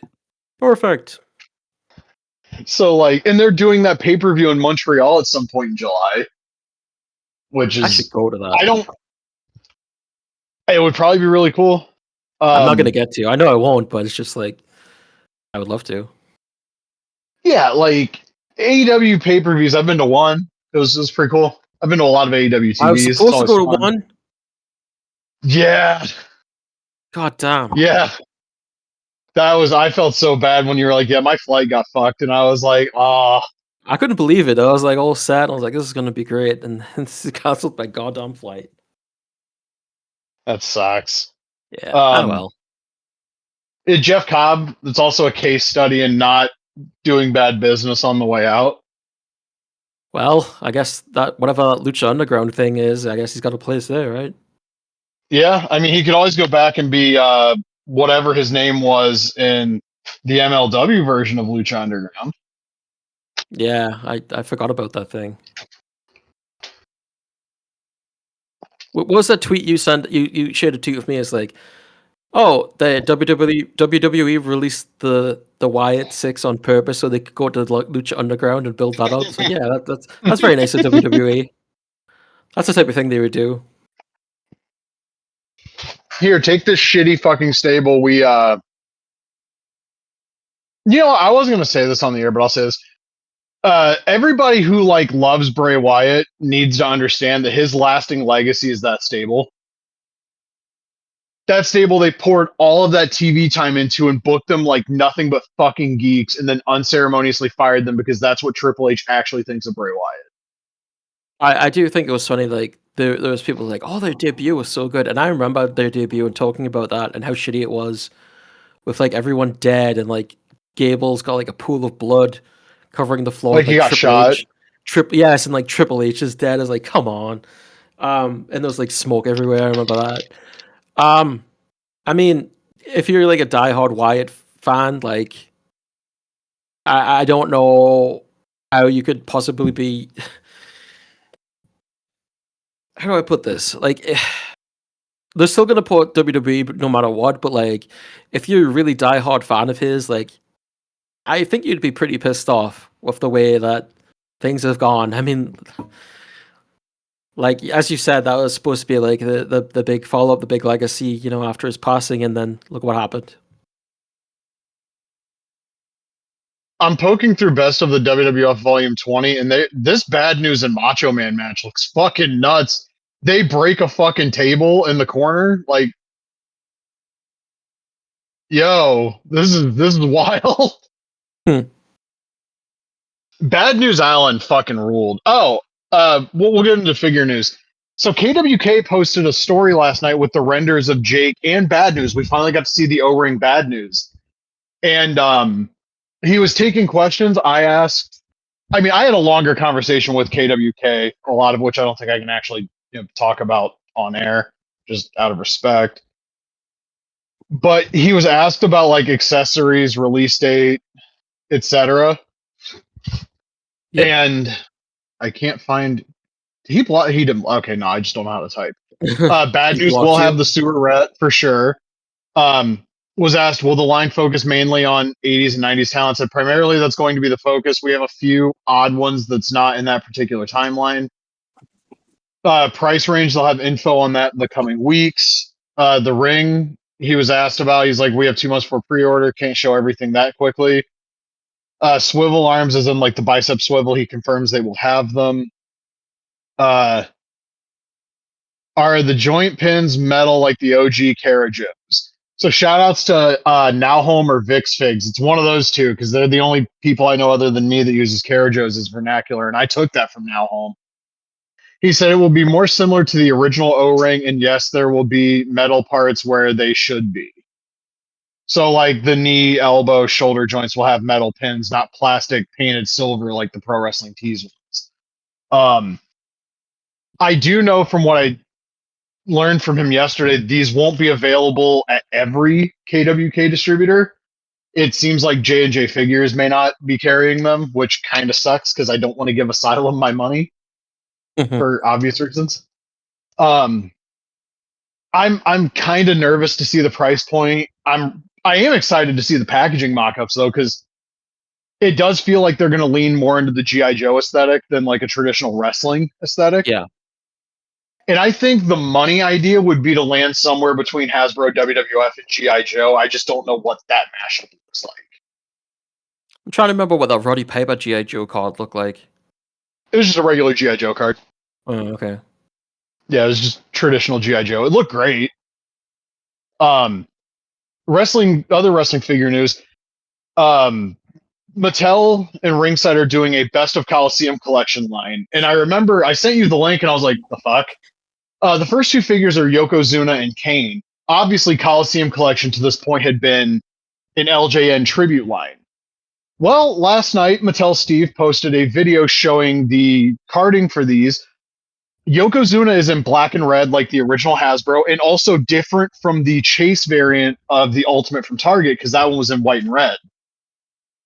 So it's Hasbro red card Yokozuna on a Hasbro red card Coliseum collection card, complete with the line art on the back, which is like ridiculous. That's so awesome. Kane is the Ultimate Edition ring exclusive inverted Kane with packaging heavily inspired by the early 2000 Jakks Titantron Live WrestleMania 2000. I was probably going to buy that cane anyway because I missed out on that ring because I don't need another one. This might get me to buy that cane. Like this might have actually been the deciding factor. I have the cane figure that's from the Titantron set that was in that carding. Like there was, I think Adventures in Collecting put the two side by side, and I was like, yeah, that was the Titantron live cane that I had. It's very cool. I mean, if they're gonna do Jack's tribute stuff and Hasbro tribute stuff, we should probably get some pretty cool stuff out of this. Mm-hmm. Like, I mean, they've already done Hulk rules Hogan, so that's out the fucking door. But like, we could get an ultimate of like Hasbro Series 1 Warrior. I wouldn't Yeah, complain. that'd be pretty cool. You know, if they get Macho Man back, there's like 4 of him they could do. They could do the Hasbro Sean, the black and silver, please. That would be a really cool ultimate. You can't really do Razor though, because both Hasbro Razors they already did. Yeah. But there's potential there. Oh, go on. If they do Warrior, do you think they include a weight belt as an accessory? I would think they would. Yeah. I think so. Like the newer Hogan weight belt that doesn't look like shit. Hmm. I think there's probably more potential for them to reissue Jack's stuff though. Like, let's be honest, they're gonna get the most out of that Monday Night War Steve Austin mold before they have to give it the new upper torso articulation. They'll probably do an Austin. The money would be honestly doing a BCA Series 1 Bret Hart with the WrestleMania 13 box set heads. That'd be cool. I think, or even doing like Hasbro red card Bret Hart. Wait, they have everybody in that set, don't they? Bam Bam's in the farm, Undertaker's in the farm, Yoko's getting one, Bret's in the farm, Luger's in the farm, Perfect's in the farm. They can literally remake red card Hasbro's as Ultimates. Did they ever make a new Foundation Gym Night Art? Remember it was the 2-in-1 with who? Ah, right. Yeah. How strange. Because Bill loves his fucking 2-in-1 figures. Yoko comes with the Winged Eagle, but not the new one. Bill apparently pushed for the old Winged Eagle. And I think we're starting to see the shit where he's not happy about Magic Olmas's work being highly praised. Because what excuse is there to not use the superior looking Winged Eagle? Yeah.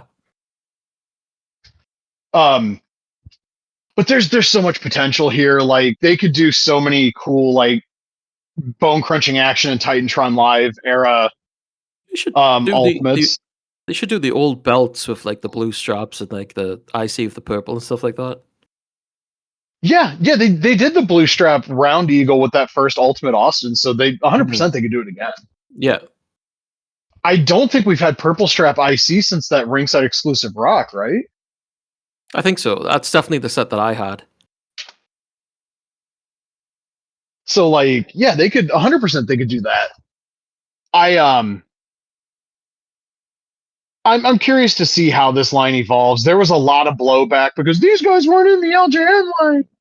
But also, I think like putting the pre-order up before there was a reveal and an understanding that we're branching out into paying homage to Jax and Hasbro. I think that was really short-sighted. Maybe you could have told Ringside to hold the fuck off until we show people what these are. Yeah. Like, why weren't those shown at Mania? I don't know. That would have made a lot of sense. It might have curbed how disappointed a lot of people were in that Mania presentation. Yeah. But I've also seen people bitching like, I paid $150 for that ring to get that cane. Well, this is a different cane. This one comes with a tag belt and he's on different carding. Your Ultimate Edition cane that's still in the fucking like the box, that's still going to be worth more because it's the original version of the figure. Yeah, and if you keep it boxed, but also that's like it's a silly complaint because like a lot of stuff that you buy is eventually going to drop down in price, and in some cases quite significantly. So it is what it is. I've never been against reissues, dude. They're toys. If you're buying modern action figures under the idea of like I'm gonna retire off of these someday, take that fucking money, invest that in action figures that are actually going to only go up in price over time. Yeah. If you want to use toys as an investment, which I think is fucking stupid anyway. Yeah, I mean, I've definitely bought like probably like DC or Marvel sets that have gone that were quite a bit on release, and then later you see them on Amazon, and the price has dropped a hell of a lot, and it's just like, yeah, it is what it is, you know. Really, Yeah. I mean, you should really wait if you because you know that's going to happen, but if you want it now because you're greedy like me, then you just deal with it. I mean, I bought that Legends Eddie Guerrero at Kmart right after Christmas 2011, and it was a sought after figure for a long time. I didn't bitch one fucking time when they reissued that figure in the From the Vault line. I was like, cool. People have the ability to get this figure. And also remember, they did that shitty Ultimate with the Batista torso in that gear. So it's like, oh, they're doing an Elite because they want people to have an Eddie that doesn't look awful. I'll always remember a guy that I knew going crazy on me on AIM back in the day because I opened the Mick Foley SmackDown figure because I was a kid and still playing with them a little bit. You know, I didn't keep anything packaged. You just go nuts because apparently they were hard to get. And then shortly later, it seemed like after all, they were pretty easy to get. It was just like a limited time. People had trouble finding them. But Oh, that yeah, was that how the was, Rebellion Series 1 Benoit was. yeah. Yeah, no, there was somebody from AFR that bitched like 9-year-old me out because I went into the figure findings board and I was like, I got Kurt Angle and Chris Benoit from Rebellion Series 1 today. And then I mentioned in another thread, like in my figure fed, because I was 9, like, oh yeah, Benoit's already like my champion. And this motherfucker pops up and calls me a piece of shit or whatever. He might have called me a homophobic slur. But it was like, dude, a lot of like I look back at a lot of the way I react to people in life, especially like in my teenage years and early 20s, probably stems from like the really awful shit that got said to me on the internet when I was Oh like 9. yeah, It's an same. excuse. Like I'm not saying this to excuse like shitty behavior. I'm saying like getting older is realizing that like a lot of my like just being angry and saying really awful shit to people on the internet is because that was happening to me when I was like 9 and I just thought that was acceptable. Yeah, they say do unto others as you would do unto yourself, but also it's like, you do unto others as you were treated yourself. You know what I mean? So, yeah, it's you look back at it now and it's like, Jesus, I was an asshole. You know, I wish I didn't do that. Oh But yeah. yeah, I mean, Yeah, shit I see happens. stuff from even like 13, 14 years ago where I was like, God, I really hadn't grown out of that yet, huh? I mean, I really wouldn't want to be a kid on the internet now because I think it's a No. lot. As bad as it was back then for kids. I feel like it's pretty fucking terrible right now. It's not good at all now. But like I look back at AFR and making a post about like, does anybody have the ECW Steve Carino figure? And getting called like What are homophobic you, an slurs like the idiot? first 3 replies. Yeah, like Limp Biscuit 420s like calling you out. Yeah, it was like, and don't get me wrong, other than that, like I loved AFR. That board was so cool. Because it wasn't just a wrestling figure board. AFR Action Figure Resource covered everything. I used to post a lot on WrestleWorld.com. I know I talked about that in the past, and they would have like contests where you could win figures in the chat room, and I won, and I didn't get shit. I still remember the Wrestling Figs Figure Zone wars after AFR went under. It was kind of like Figure Zone was kind of the site for a minute, and then they popped up Wrestling Figs, and I would go to school and come home and log on AIM, and like Wrestling Figs had been hacked while I was at school, and like I would look at the board and like people I'm friends with from both boards are like calling each other. There was a point when Wrestling Figs did not have a word filter. Somebody had the N word with the hard R in their signature. Jesus. When life hands you lemons, Pel A with them. And I remember like being like 10 and going, that's not funny. No. Like take that out of your signature. And this person, because everybody on the board that knew me knew that I lied about my age. You had to be 13. I was 10. People would call me like a fucking cunt fourth grader, and I would just be like, okay, yeah, I'm in the fourth grade.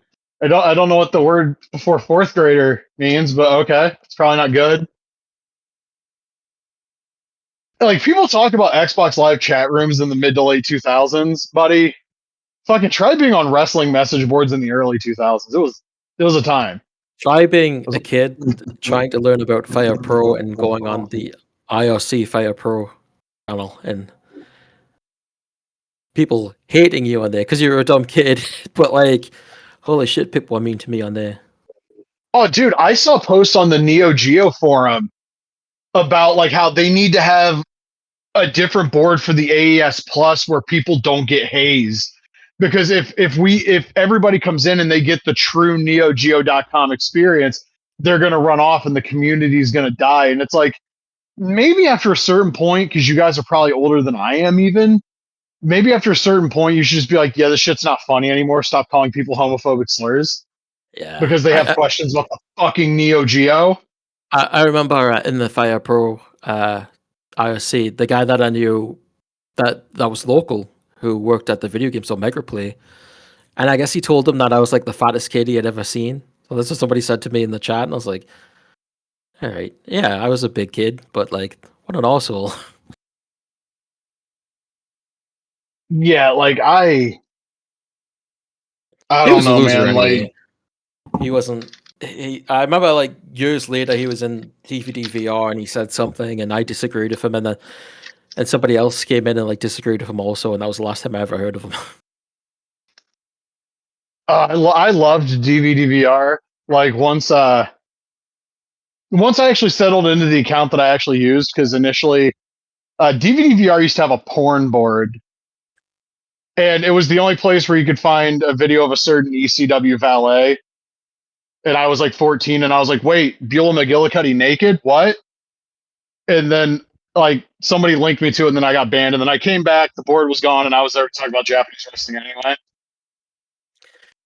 It was funny like how They got rid of the tape trading board too, though, which pissed me the fuck off. I remember on my the eFed that I was in, like the front page had the picture of Miss Kitty from it was like Armageddon, that pool match they did, and it's just like I'm a little kid and it's like right out there in the open. They just posted that shit everywhere.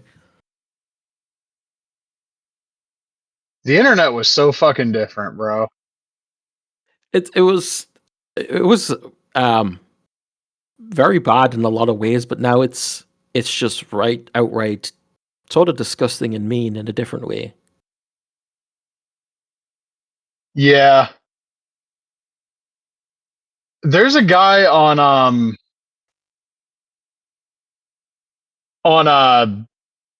Crazy Max, and he's also like a long standing figure on wrestling figs. His name's the Assassin, and he made a post asking about this guy in the Giants' first appearance. There's like an Asian guy that comes out with him, and he's asking who it is from fucking New Japan because the guy is Asian and doesn't look like a regular WCW crewman.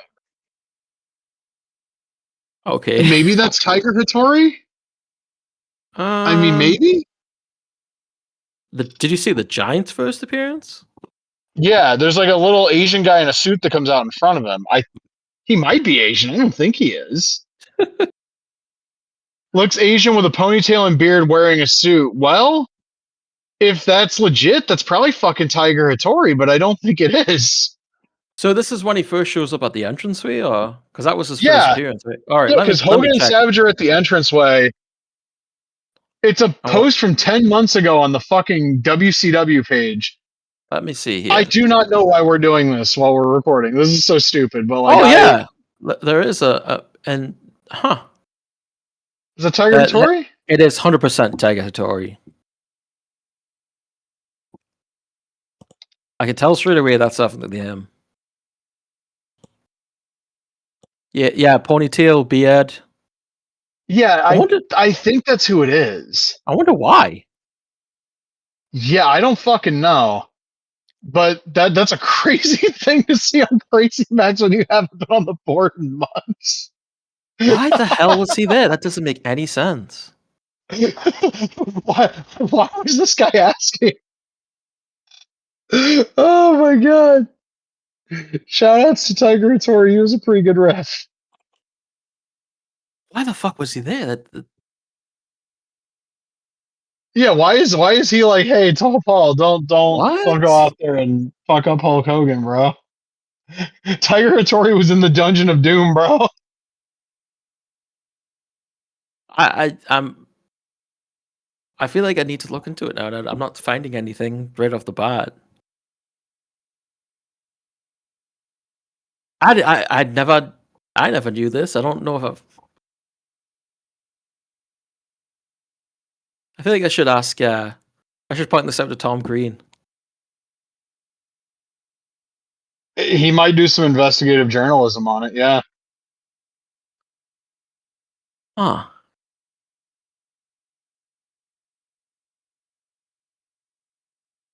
that's so weird. Fucking Tiger Hattori, bro. Oh, I guess I haven't done the Facebook check-in on PWX Dave, have I? Uh, I don't think anything's going on there.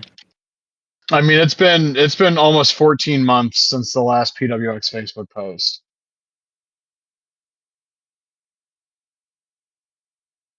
You know, I think like it might be time for Dave to just come out and say the project's dead. Yeah, I mean, I don't know what's going on with him at all. I mean,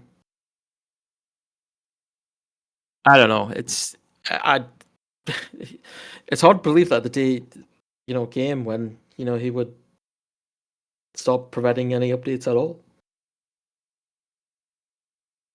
The history of PWX. I remember downloading the PWX quote unquote shoot interviews that he put up that were like a Kickstarter bonus, but they were on the Patreon. Finally getting to see and get hands on that like '06 prototype, which if you remember when the current incarnation of PWX came out, it was like a punch and a brain buster. That was all you had. That's basically what that is too.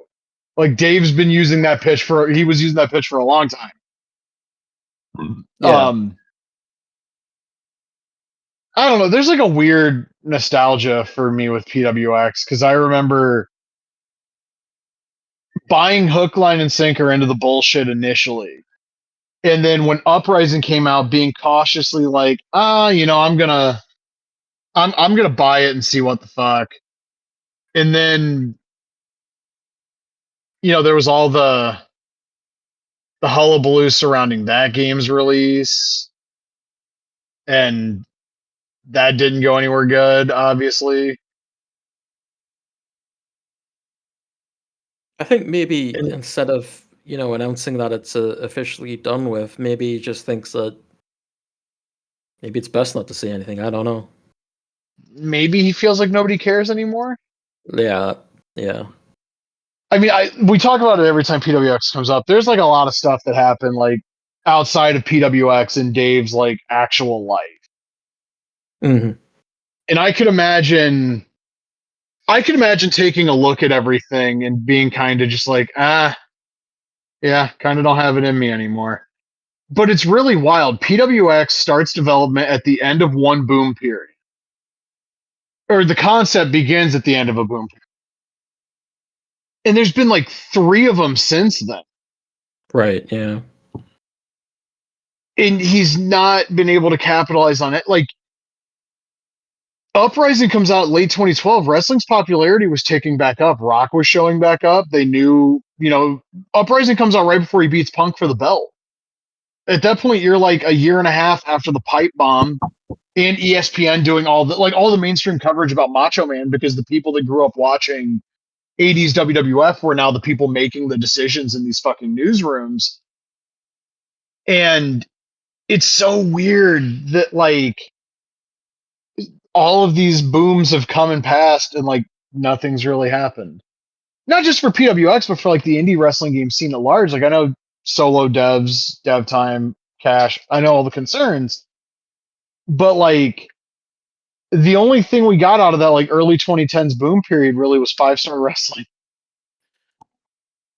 Yeah, that's crazy to think about, isn't it? Yeah, it was a game. I mean, we got like the M Dickey phone games too, which I still contest that like Wrestling Revolution 2D is not awful. His games work a lot better when you restrict the bullshit as much as possible. They're still not good, but I also understand the people that like his games value a completely different set of things than I do. I wonder if he was pissed about that Jesus Christ game that came out recently. Did he? You know what? He probably did like a social media blitz talking about the fucking New Testament and how he did it first. Yes. He's the first one to let you play as Jesus. I would imagine he did. I mean, Oh, I don't have actually, access to M. Dickey's Twitter. the copy of VPW2 I borrowed as a kid had Jesus on it, so.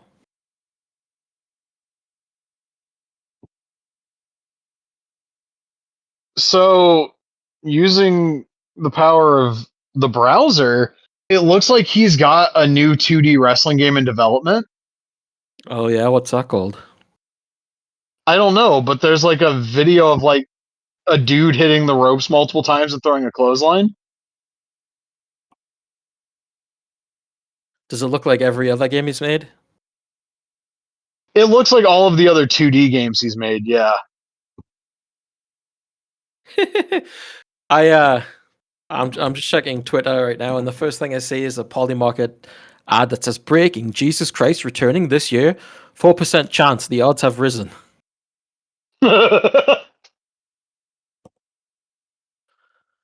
Let's see. Jesus, man.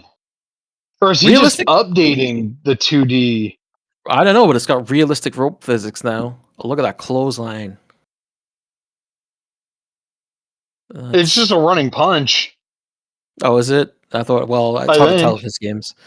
Yeah, no, I know what it's supposed to be, but like, I like how he's like, look how stilted the original looks by comparison, and he's put like a filter that makes it look like it's from like the 50s. it also doesn't look super duper different either. What is this? Touch if you were you would like to let it Russell. Will games journalists ever stop criticizing WWF games? It's your job to be in touch with youth. If you were, you would know that to a Russell fan, games like SmackDown are great. Matt Dickey, we're well in touch. We know, for instance, that your name probably gives you hell among your fellow youth. The hell is he talking about? I have Oh, it's like I have no idea. uh an old article that he's talking about. Oh, he's talking about teletext. Did you ever see teletext before? No. This is like on British TV. You could have like these news updates and stuff on your television, and it would always be it was called teletext, and it was like this always like colorful like green and blue font, and that's what he's posted on his Twitter. When I would go to England, I'd always check out teletext because obviously we didn't have that in Canada or anything. I was like, what the hell is this stuff?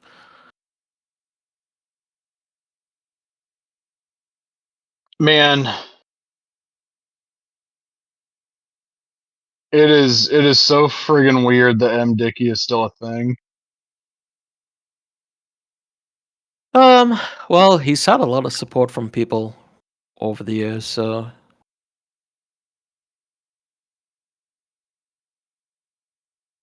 it's he, he's so like desperate though. After all these years to be one of the, he's got this post that says this is from December. Which wrestling game did you most enjoy playing for free on your phone? And it's a list of all the Switch games. Obviously, the top one, the Metacritic score, top one is Retromania Wrestling. The lowest one is Wrestling Empire at 55, and obviously he's saying, this is bullshit. People enjoy this game, yada yada. But dude's had a chip on his shoulder for like 26 years now. Yeah, he's incredibly gotten to when people think his games suck It's just because they do. like you you have people that like actually really enjoy your games, and personally, I don't really get it. Like to me, it's always about the in ring and like the moves. Look, I can't even tell what moves happening sometimes, and you know. But there's people that have been defenders of his games for years and years, and it's like instead of catering to those people, he just like complains about people that don't like his stuff, and it's like, well, you have a fan base. Why don't you talk about them and who are willing to prop yourself up rather than people who are negative towards it? I don't know. Yeah, like he was incredibly gotten to by AEW doing mobile games. He was incredibly gotten to by Fight Forever. I remember before I left Twitter, he was like subtweeting all of the other indie devs, and it's like, dog, I don't know if you need to hear this, but clearly you do. Like shitting, and Sam needed to learn this too, especially about Fight Forever. Shitting on other games doesn't make people think your game is cooler. It'll attract, especially in like the UPW Discord, because I was in there briefly and I saw it. It'll attract the people that are like, "Oh, fuck Fight Forever," but like you're not going to get a wider audience by shitting on like the AEW games. Shit on the WWE games if you have any balls. Get those people in your replies. See how much fucking fun you're having then.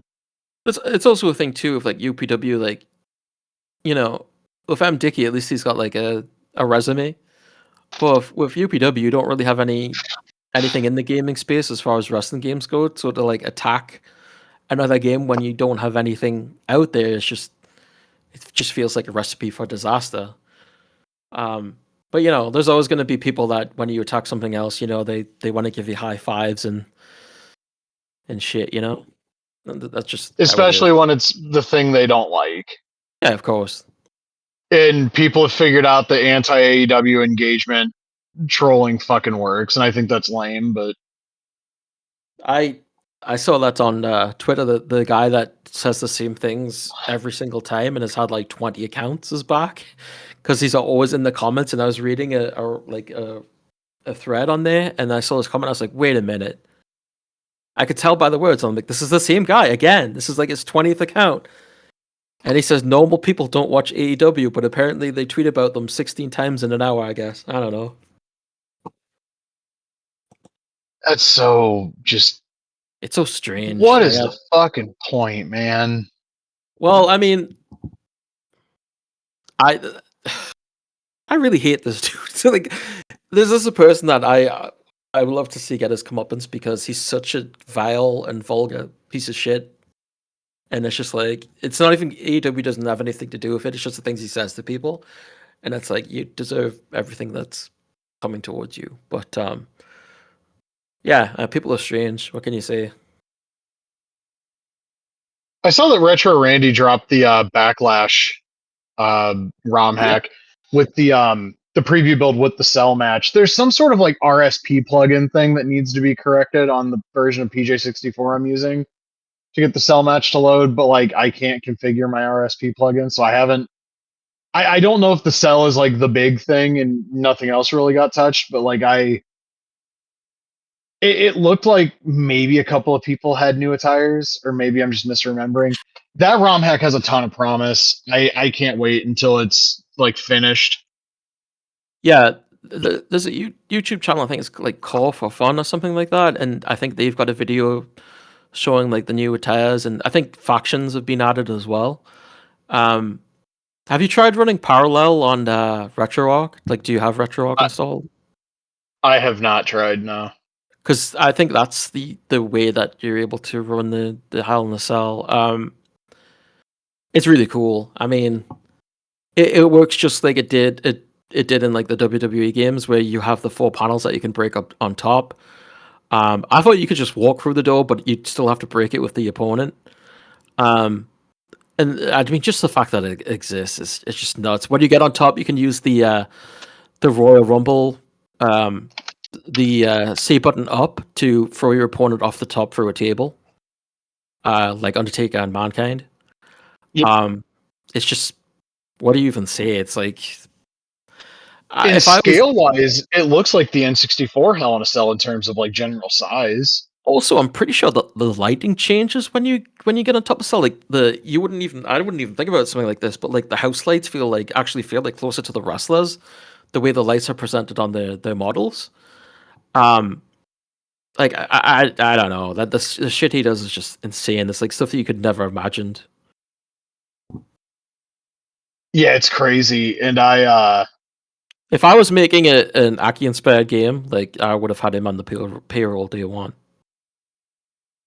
yeah, yeah, I would too. But, you know, Adam Cole's got to sit in on these meetings, bro. I through the moves list, I saw his version of Honky Tonk Man Shake Rattle and Roll, and it's funny because I remember complaining specifically about that move in the WWE games, and it's just like night and day. You can tell like somebody who's actually watched footage and knows what the move looks like, as opposed to some random NXT person like do this move and it looks nothing like it. Yeah, wasn't somebody working on like an 89 WWF ROM hack? Not the Mania 2000 one. I mean, like, didn't GM Spectre say like he was looking at doing like Mania 5 or whatever for No Mercy? I don't know. I know there's a ROM hack people were talking about called I think it was Saturday Night's Main Event. I think that's something different though.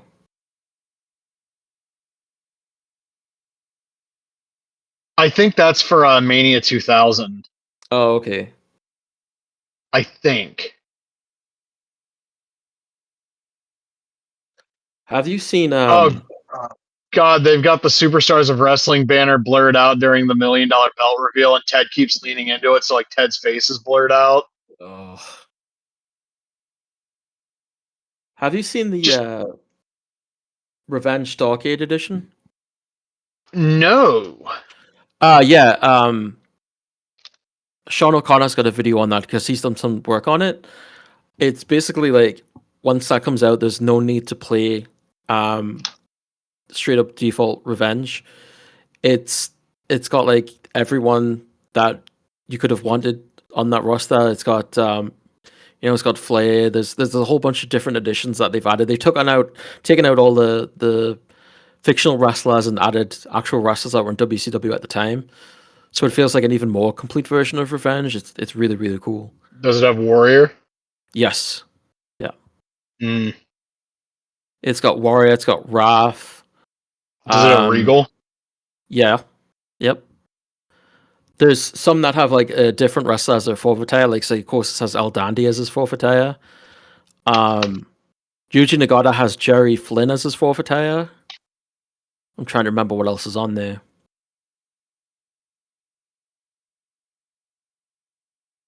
They've changed the textures for wrestlers that are already in the game.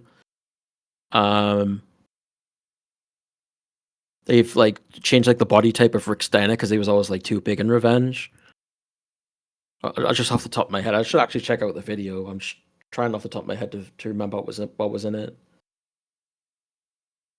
So I was right. The Brett and Ted match on this tape is from like March '89 Primetime Wrestling, but I also there might be like a big edit to that because of a commercial break. The Demolition Powers of Pain match also aired on primetime after the main event too, but this is obviously taped the night of the main event too. It's got the mood lighting on the crowd. You see the main event banners.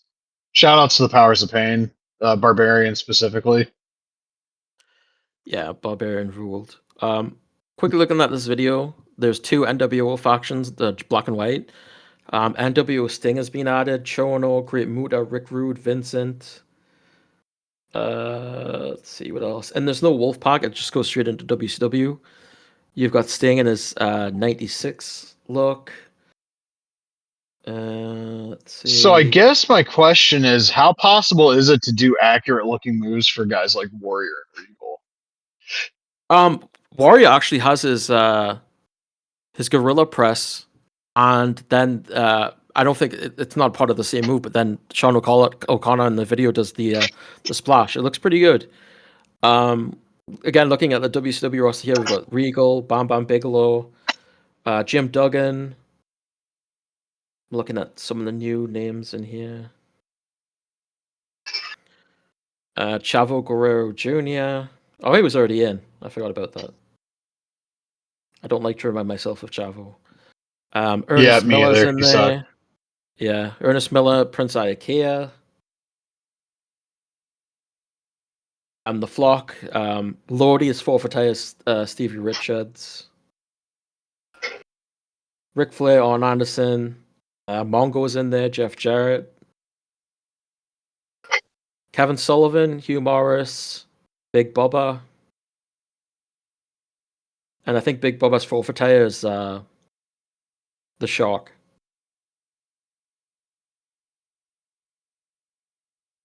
I'm watching the Jericho and Warrior match at the end of this video, so let's Yeah. see.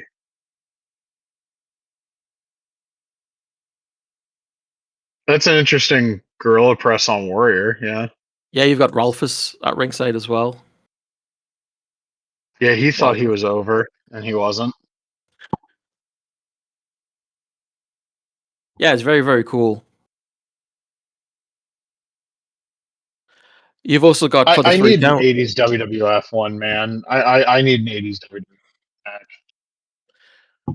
Yeah, for that three count too, you've also got audio from Tony Schiavone. Yeah, an 80s. I mean that Legends project is pretty cool, but the way like Retro Randy does things now, obviously I'd want something that's more of a complete ROM hack than texture replacements and stuff like that.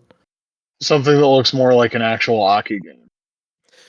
Something that you don't that doesn't feel like a chug to run. Yeah, that would be nice. I just I appreciate like the work that goes into like the high res texture mods. Like, please don't Oh think yeah, that I'm like shitting on that.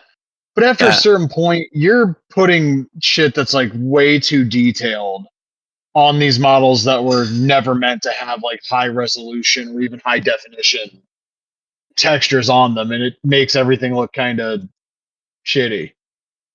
It's a really cool thing. I mean, when that Legends mod came out, it's kind of like revolutionary, right? Like I'd never seen anything like that, and like all the details of the music and the arenas and everything. But now, when you see, excuse me, what Retro Randy is doing, where you just need a patch and you just need the actual ROM, and then you're pretty much good to go. Is it makes such a difference? It felt so refreshing as opposed to like having the texture projects where you have to load in all the textures and have these multiple folders and everything. Things just became so much simpler, and yeah, they feel like games of their era, even with the additions because of the graphics and everything. So yeah, it's stuff like this is very much welcomed. I'm trying to find the trailer of the Mania 2000 ROM hack again. I was looking through the Frame server and I can't goddamn find it anymore. It doesn't exist. I mean, I would believe that I fever dreamed a an 80s WWF ROM hack for WrestleMania 2000. Actually, yeah, I feel like I might have seen something like that at one point. This it it is feels like called this. Saturday Night's Main Event. Okay, maybe that's the one I was thinking of then. I guess. I mean, I that's know the I name of saw it, a right? teaser trailer for it, but God help me if this was posted by somebody that I have blocked in that server. I mean, there's tons of projects now. Yeah, yeah, no, that shit's like it's exploded because VPW Studios made it a lot more accessible Yeah. to put this stuff out. I wish I had like Oh, the motivation. I'm looking at it's Wallywood. I'm looking at the N64 Wrestling Games Reddit, and he's got models here. It looks like Pat Patterson. I'm guessing that's Tony Atlas, Gorilla Monsoon, Ivan Putski, Ivan Koloff. Maybe that's Jack Tunney. Looks like Jim Brunzell, Ken Patera. Oh, he did a save for the GM Spectre ROM hack. Yeah, this Fred says Saturday night's main event update so soon, and this was posted 1 day ago.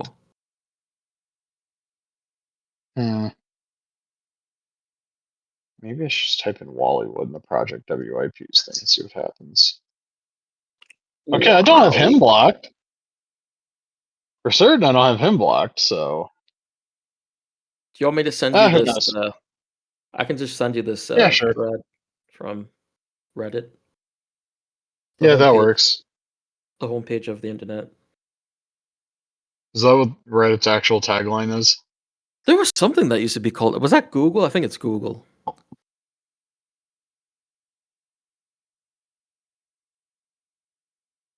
Yeah, I yeah, miss that's certainly a lot of '80s guys. I miss Ask Jeeves. I miss Dogpile, bro. What was that again? It was a search engine. Don't I know the name. I just don't remember using it. Yeah, that was my search engine of choice until it was like, no, fuck you, you have to use Google. Yeah, you actually had options like Yahoo search and stuff like that. Yahoo search was pretty good too, honestly. I use DuckDuckGo sometimes, but I don't really like it. I've never used that one. I will say that. I use a version of Firefox called Libre Wolf, and it defaults to DuckDuckGo. You remember when Bing was like the preferred search engine for a couple of months there in the mid 2010s? Like, oh, this is so Yeah, much better than Google. and I was like, you can earn Microsoft points. Isn't this great? I didn't even know about that. Or if I Yeah. did know about that, I've forgotten. You know, it's like a really wild thing whenever a new Topps WWE set comes out and I watch somebody open shit and they just pull out a fucking Great Muda card. And I'm like, oh, yeah, no, that's right. He still has that Legends deal. Yeah, like Ron DeSantis' niece or whatever. Yeah, that was wild. You know, Muda was fired up about that one. And like, I guess Bull Nakano is in the new set that the one that was like $750 for a box, and on secondary market now it's like $1,000 more than that. I guess there's Bull Jesus, Nakano autographs in that, that's cool. which that's got to be her first autographs at least released in the West. I Yeah, don't know if she definitely. ever did like the BBM autos. I don't know if they do like Legends autos in those sets. Um, I've never seen a checklist for like I'm the happy BBM that pure. I'm happy that she's getting some money out of it, figures and the games and cards and stuff. That's really cool. Yeah, I wonder what the cut of the video games even looks like now. Because if Kevin Nash is saying like the royalty checks for the NWO stuff are like a quarter of what they used to be, I can't Jeez. imagine those fucking video game payouts are hidden like they used to. No, but Anything that gets Bull Nakano out there, I'm yeah. obviously happy about. She's my favorite women's wrestler of all time. I mean, she would have Eh, been. You would have think someone. She could have been someone that they could have easily avoided, but it's nice that she's getting something. yeah, I'll probably buy the elite of her Yeah, I'd like to get that too. when that comes out. It was really I cool to don't. see that Megumi Kudo was at WrestleCon this year. Yeah, somebody should fucking make an action figure of her. That'd be super cool. I mean, UPW. She should be on the FMW roster, really. Well, I would prefer we have a UPW before there's any expansion I to the know. roster. Yeah, I know. I'm just saying that if there's someone that should be on it, it should definitely be her. And speaking of games that have like inflated rosters or whatever, has Virtual Basement posted anything since they got really mad and in their feelings about? I don't. I don't think so. I haven't seen anything pop up. No, they haven't posted anything since February. You know, it's been 6 fucking years. Yeah, I sometimes forget how long it's been, but what year was it? That was all gameplay. I don't even remember anymore. 2022. So here's the thing. Ah, I remember. So I left a job that I had like right as the pandemic started, and I had an interview the day before the first case of COVID was discovered or reported in my county. The day I had that job interview, I remember leaving and opening up Twitter and seeing the screenshots of like O'Shea Edwards, I think it might have been.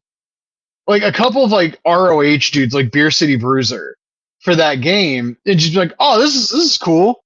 And they were talking all this shit about like early access being like 2021 or 2022, and then 2022 was all gameplay, and we've seen zero actual wrestling gameplay.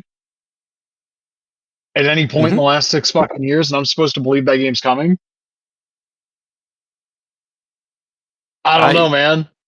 do you think they still have any shooters out there? What do you mean? Like people that are like still like this is the next best this is the next great wrestling game and we Oh, one believe of in the you. I people I mean, used to talk to from the AEW Games server that like wasn't completely like insane. He was like, "No, they're still working on it. It's gonna take some time to get the game out and all this stuff." And I was like, "Buddy, it's been years." I guess there's always going to be someone, right? Like as shocking as it is, anytime that an update comes out, there's always someone's like, "Well, we believe in you. This is the best thing ever." Blah blah blah blah blah. I just I do not understand having like any sort of faith But dude, in the projects that they made Mean I'm just Greens. saying, like in general, any of these projects that are like, look at the 5 million people we have signed, and I understand there's only two of them that are like that right now.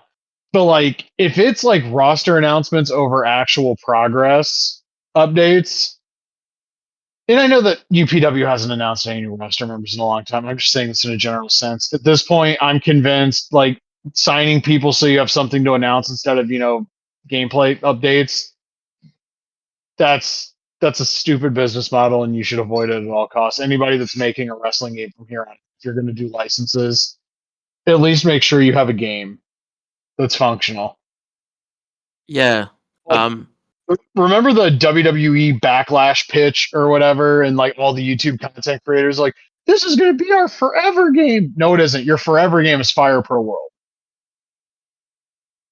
Yeah. Flatly, it's Fire Pro World. I mean, realistically, the game that you should most be excited about when it comes to wrestling games is Bastante Bueno because Yeah. there's versions of it out there, and we saw that trailer not that long ago that looked fucking fantastic, you know? It's a Is game that there you can like an actually estimate on when that might launch? I haven't checked in a while. Let me see. UE4 Luchador, I think is this thing. He should probably update that, right? Because like, isn't it on UE5 now? Yeah, I guess.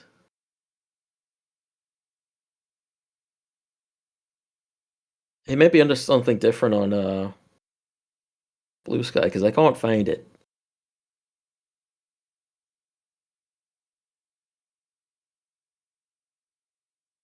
Uh, God Try damn it. Luchador. Is it Luchador UE4 maybe?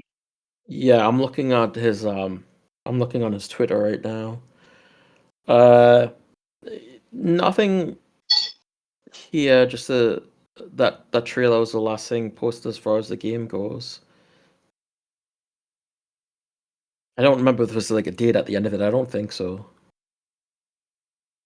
God damn it, dude! Like it looks so good. Just rewatching the trailer now. The Nitro ring mats and everything. Prototype version 1.5. It just says 2026 at the end of this trailer, so sometime this year.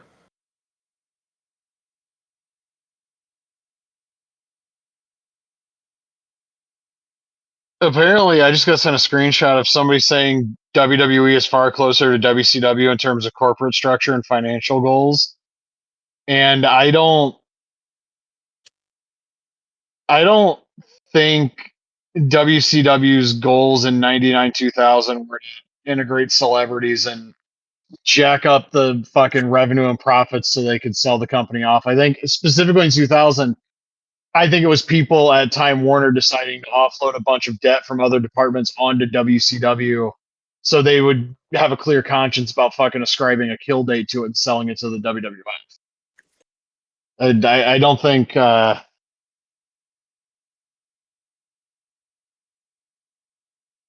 don't know, man. And like there's all the uncertainty going forward with like Paramount. I know that one cokehead agent that Oh like God. just goes on rants constantly about AEW. It was like WBD told them last August they weren't going to renew. Okay, well then I'm going to need an explanation as to why there was the big marketing push with DCKO, the AEW DC crossover, that one episode I think so far of the AEW Adult Swim thing. Yeah, Like they did that I don't time know, with man. Superman as well. It was just a little thing when they had like the banners on the ring, but they also had like Tony Storm meeting Rachel Brosnahan, and they had MGF and Kenny with David Cornsweat and Nicholas Holt. That was cool. And there was like the Game of Thrones crossover and shit like years Yeah, ago with Danielson and Daniel Garcia. I like when they've done that stuff because it hasn't felt desperate as opposed to like when WWE does it. Agreed. I mean, I even just don't like buy that like the current Warner Brothers group doesn't like AEW. Paramount might be a oh different no, thing. yeah, they definitely seem to. You know what? Even if things go bad with Paramount, or even if things are bad with Warner Brothers, I'm pretty damn sure AEW would find a home. I mean, if it might not Did be you what see they the part want. of that guy's rant where he's like, Amazon doesn't want AEW as they're currently selling every AEW pay per view? Yeah, yeah. And remember, when AEW moved to Prime Video for pay per view, there was a huge uptick in people buying the shows on Prime Video before the Max thing. That So, would be an like, interesting spot for them though on Amazon when you think about it. yeah, I mean, relatively inexpensive compared to other big Hey, sports licenses. and you know what that means? That means that we get RoboCop back in wrestling. So I'm all for it. Well, I mean, Sting's retired, though. Oh, but he can show up. He showed up for Derby. I'm sure he could show up for RoboCop. Yeah, I don't know. They're I was supposed, feeling those guys weren't really friends. It was all they're about the money for RoboCop. well, maybe they're supposed to be doing that RoboCop series, so there's a chance, I suppose. The next few years are going to be interesting, especially if the thing about TKO restructuring the deals for everybody, including the top guys, is true, because there could always be an exodus of top talent from the Fed. And my mind is of one of two things: either, cool, there'll be an exodus of talent from the Fed and Tony can have his pick, or, oh God, Vince is going to start another company. Yeah, it'll be interesting times. It's like, how fed pilled are you? But God, some of those released talents are still fed pilled. Um, Didn't Dakota Kai say some like horrifically Fed oh, pilled shit? jeez, dude. I can't remember the exact quote, but she was asked like, you know, if they wanted you back, would you go? And it's like, you've been released twice now, and you're not getting any younger. It's like, what do you think they're gonna call you back? Maybe for a Royal Rumble appearance, but that'd be about it. And that was really sad to hear. I don't remember exactly what her response was, but it was very sad to hear at the time because it's like, she's somebody that is apparently beloved by everyone and would have a spot in AEW, and that there would be a place for her if she wanted to even work a Stardom show here or there or something. She could easily find places, but it seems like she just wants to do indies here and there, and I think that's a shame. How long do you think Matt Cardona's got? Ah, uh, maybe a year. That clock is running down fucking fast. I mean, I don't know. I don't know what these people are expecting. I mean, did he go back to WWE expecting he was going to be a big star? Like, I don't know.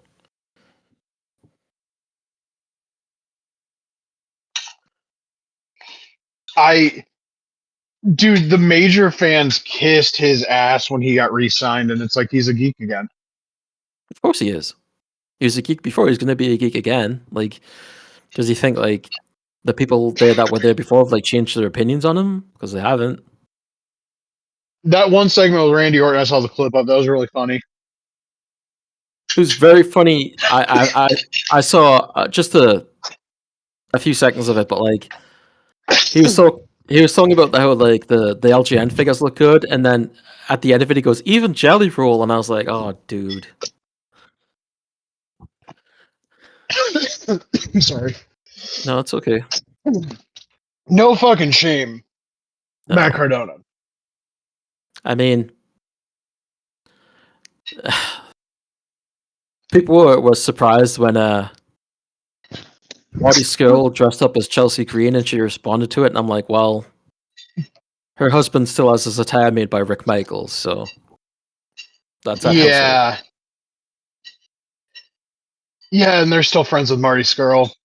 Mm-hmm.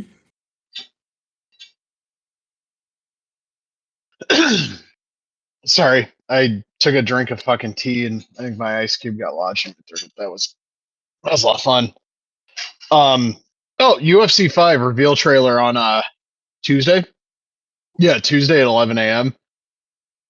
Ken Shamrock, God bless him, leaked his character model. That doesn't surprise me. It was like a, it was like CTE a, knows no bounds. yeah. It was pre gloves, I should say. So that was cool to see.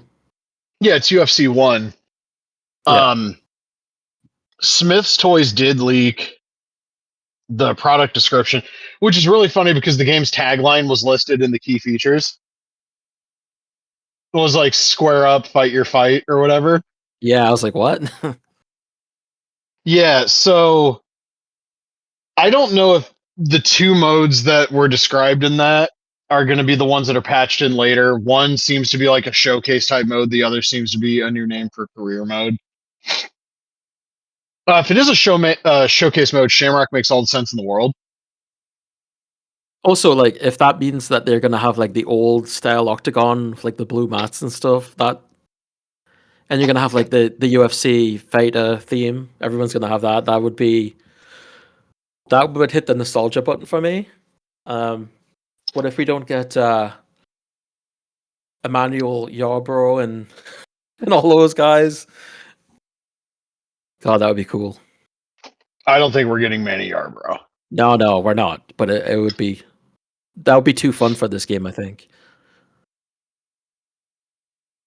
It's also like the UFC is 33 years old this year. How deep does that showcase go? Like they apparently made up with Randy Couture because he's one of the day one DLC guys. If you buy the Ultimate Edition of the game, are they going to make up with Frank Shamrock? So can they make up with Tito as well? So we get Frank Shamrock versus Tito, which is Oh my what god. a lot of people consider that the first like great fight the UFC ever had, and I don't think they will.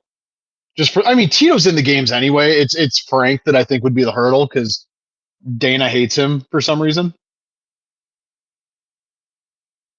I just like can't stop thinking about how far right this game could be, to be honest. I mean, there's a huge chance there's a White House arena, I could see it. and the And you got chance like that the current sitting president of the United States is a DLC character is not zero. I mean you've got Ken Shamrock, you've got Tito. Is Don Fry confirmed? He was in the last game, so Don Seven. I think Brock's gonna be in it, right? he's not confirmed. Okay. Well, that's quite a number. Let's have Tom McDonald on the soundtrack. Kid Rock. Fuck. I think the soundtrack's just going to be generic rap like it has been for the last few. I don't know. I as much as I hate WWE, I might hate UFC more because WWE hasn't done a show yet where they actually bring Trump out with entrance music and sit him there for everyone to see. And They I don't brought know. him out at the last numbered event, and he got not really a lot of a reaction. That was funny. Yeah, and the fact that they do that though, I think is obviously absolutely fucking disgusting. Yep, it's his buddy Dana. I don't know anything about the UFC product. I don't know any of the names, and like, again, for me, it's like it's the nostalgia factor. If anything, that's what I'd be interested in. Obviously, a Pride mode, but I don't get the sense that they would actually do that still. Um, I know you were talking about maybe Sufa boxing was something that maybe they were implementing into the game. I don't know. It's very hard for me That's to a get. rumor. Yeah, if anything current UFC, like I have no fucking interest in. Like I couldn't give less of a shit about. You know. My thing is, how big is the Legends roster going to be if there's like a history of the sport?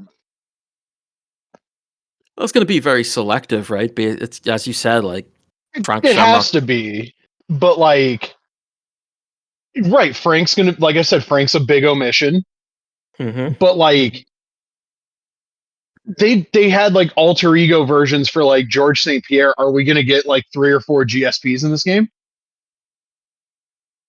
I could see. Yeah, I know maybe. BJ Penn's got all of his, CTE related Oof. fucking issues, but like, is BJ Penn gonna be? I think BJ's in UFC 5, but like, is he gonna be in this game? Um, for Shamrock, obviously, no gloves.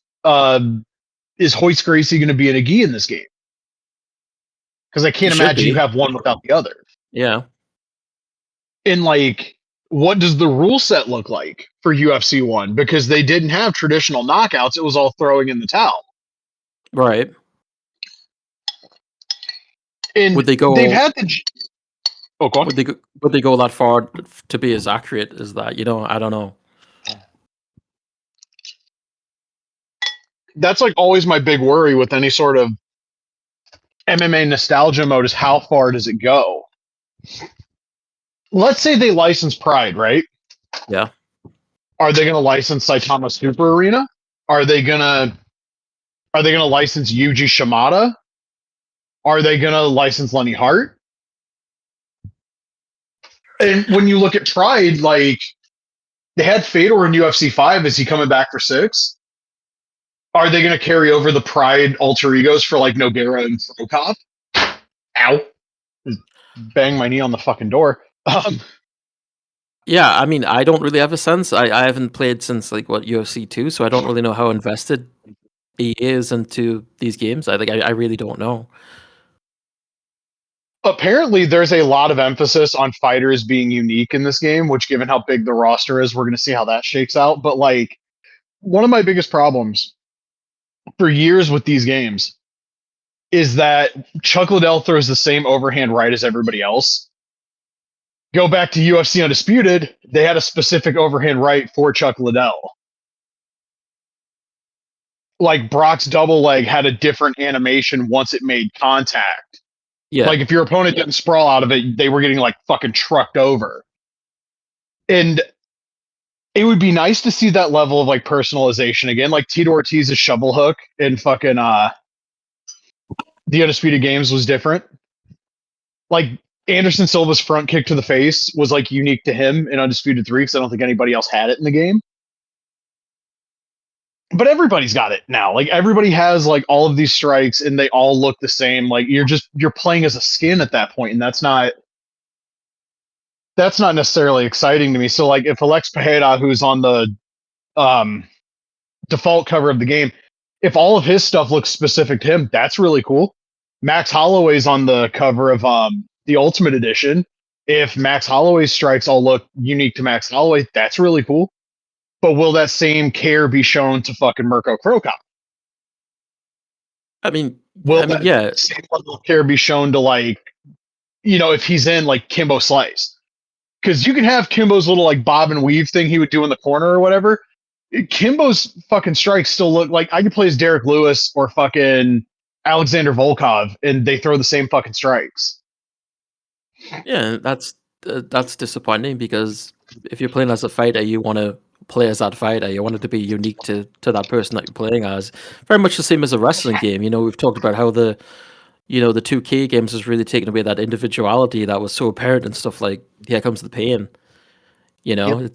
the same should apply for MMA games as well.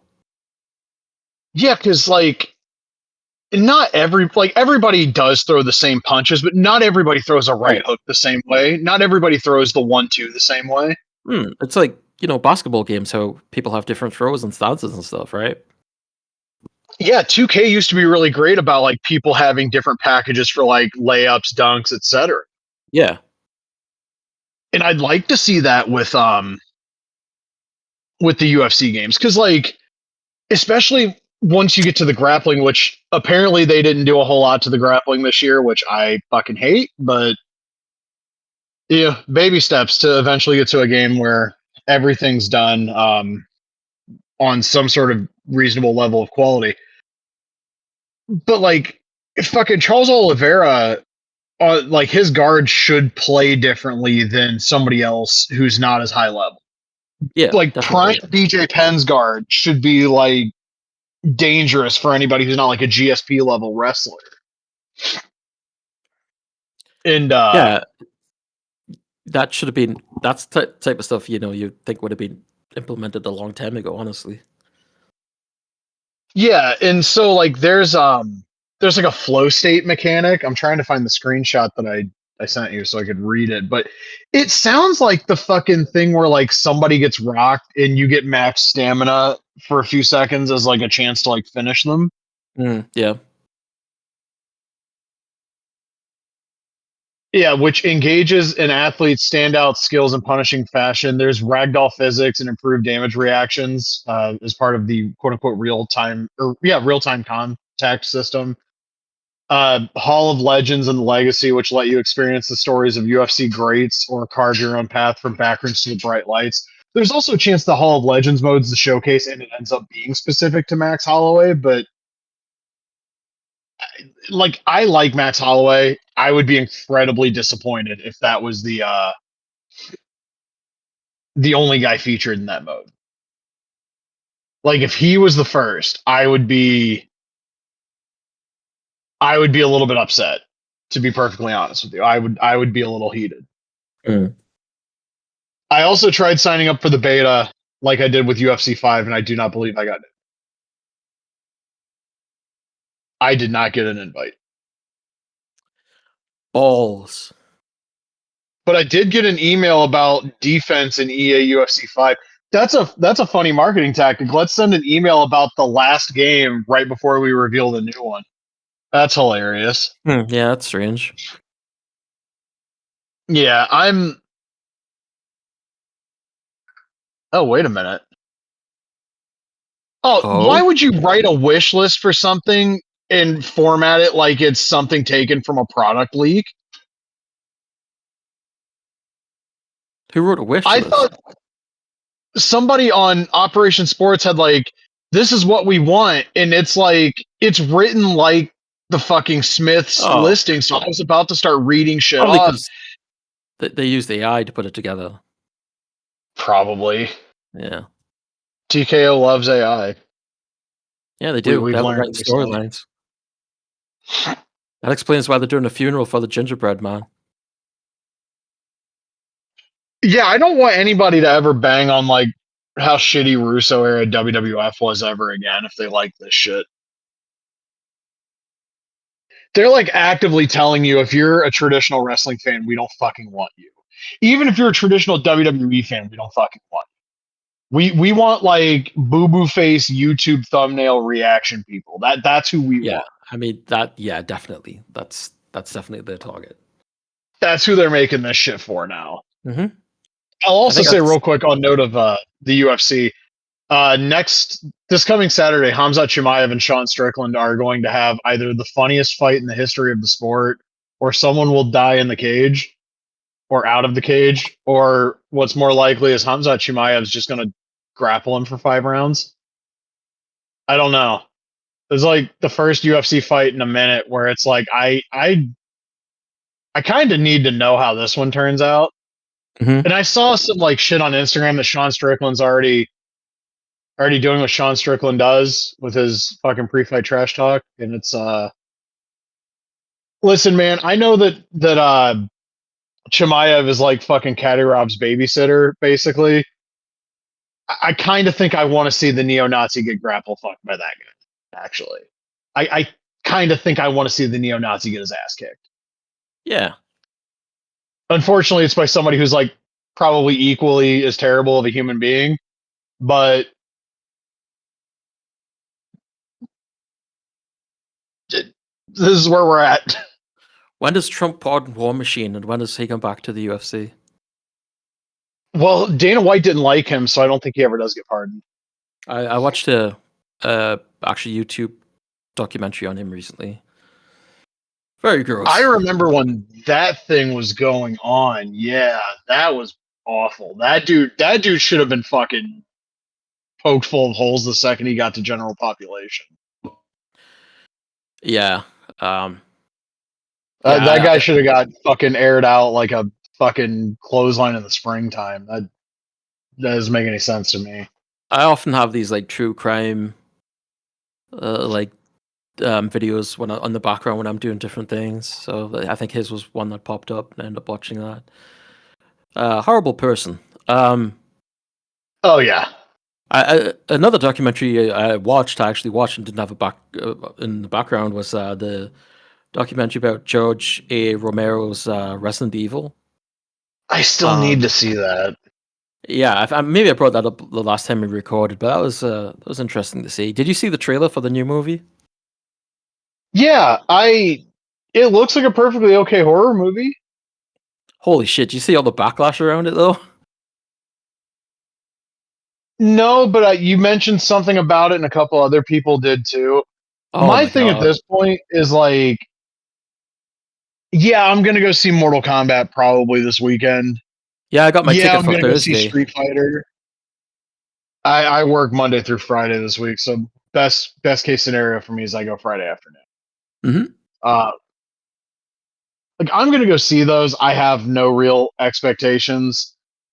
I think people tend to take live action adaptations of like video games and shit a little too seriously. If this It's movie is good and it bears the Resident Evil name, I could give two shits that none of the like iconic characters are in. it's very funny because like for years the thing about the Paul W.S. Anderson movies is like it has the characters, but it's not. People are like it's not really Resident Evil, you know. It's not what we want. And now you're getting a good like what looks to be like actually a really good solid movie. Zach Krieger made Weapons. I saw most of that, and I thought that was really enjoyable. And now the complaint is, well, it doesn't have said characters, and it really what at the end of the day, what people really want is they just want, if they want somebody on the screen as a character, you could say like they want like somebody to shout Resident Evil. That's all that they want. They want the outfits that they know. They want the characters that they know. And if it's a shit movie, I don't think they really care at the end of the day. Oh no, because they did that Welcome to Raccoon City movie that apparently like tried really hard to be referential to the games, and they weren't happy with that either. So then what do they want? They don't fucking know. You know what it is? They want a movie that's a shot for shot remake of whatever their fucking favorite game is. And the director made up a really good point. Is like I can't do that. He's like the game's there, and I really enjoy the game, so I'm gonna do my own thing that in my head takes place at the same point as in the game. He's like he basically said like if you like the game, go play the game. And that's honestly it's a good way to do things. Like he's not trying to recreate something that's already been done. He's doing his own thing. So yeah, I just at this point, if you're gonna do like an adaptation of a video game, just do a fucking shit. Just do what? Sorry, An animated one. Just do animation. I don't think people like those either, right? No, because they're too different from the fucking games. I don't know. I don't know what people. And my thing is like, I think WB did a really good job with the animated Mortal Kombat movies I saw them put out. Like every single one of those is better than 2020. Every single one of them that I've seen is better than that. But people have this weird thing about fucking animation. Also, Warner Brothers has a weird thing about providing budgets for animated projects. I don't know how MK2 is going to turn out. I know a lot of people, and I'm talking to one of them right now, are very excited. Mm-hmm. I want it to be good. I want it to be better than 2021. I have that little voice in the back of my head that's like, temper your expectations, dummy. because you know you're not gonna like it if you walk in thinking this is gonna be the best thing ever. And I'm just like, but I wanna believe there's a good Mortal Kombat movie that didn't come out when I was in preschool. I just haven't seen one yet in terms of live action. Yeah, I'm not expecting it like to be like. I want to make it clear. I'm not expecting to be like some like award-worthy, brilliant performances or stuff like that. At the end of the day, I No, just want a fun movie. You know, I just want I Liu Kang to be the fucking main character. He's the fucking main character. I don't think we're still gonna get that, unfortunately. I don't know No, why. Um, just racism. I guess. I mean, they've been pretty good with their casting. I mean, the biggest complaint about this movie seems to be that Jade's bald, and there's like people that are really up in their shit about it, as if her hair is like some important aspect of her character, and it's not at all. She's not Sindel. You know what I mean? I don't know. Apparently, like the Liu Kang Kung Lao fight, there's a clip of that. Yeah. Apparently, the full like fight scene is really good. hmm Yeah, that's. I mean, the word coming out of it seems to be like the fight scenes are vastly improved from the first. Are And they shot better? Is my question. I know that the stuff that they do, like some of some of them are shot sort of like from the 2D perspective of the games, and they do stuff like that. Um, I don't know that we've seen bits and pieces, obviously, of the fights here and there, but nothing in full, other than some of the Liu Kang and Kung Lao fight we saw, which again looked pretty good. They did put out that trailer was like last week that's set to Techno Syndrome, and it had Shao Kahn doing like the shoulder block with the green glow and stuff like that, which was cool to see. They recreated that song, and it's recreated by one of the Immortals who did the original song, which is cool. Sounds a Is lot it the better than Let's the. Fucking Go trailer? Because I didn't watch that one Yeah, because I thought it was just footage we'd already seen. it's a mix of like all different action scenes, and it's got Ed Boon saying the character names. So as he says Quan Chi, Quan Chi doesn't seem to have any fights in the movie, but when he says Quan Chi, you see Quan Chi and the whole roll call thing, which was cool. I like that the Baraka stuff seems to be mostly like practical. Yeah, I like that. It feels like a better story than the current game. Like, Well, the current game is just like what's the last fucking Marvel movie that Ed Boon saw, and how can we adapt that to Mortal Kombat? right, and they're not doing anything with like different universes or dimensions. It does seem like they're pulling some aspects of the current games, but when you look at I mean, this Shao Kahn is so much better than the current game Shao Kahn. Like, it's unbelievable.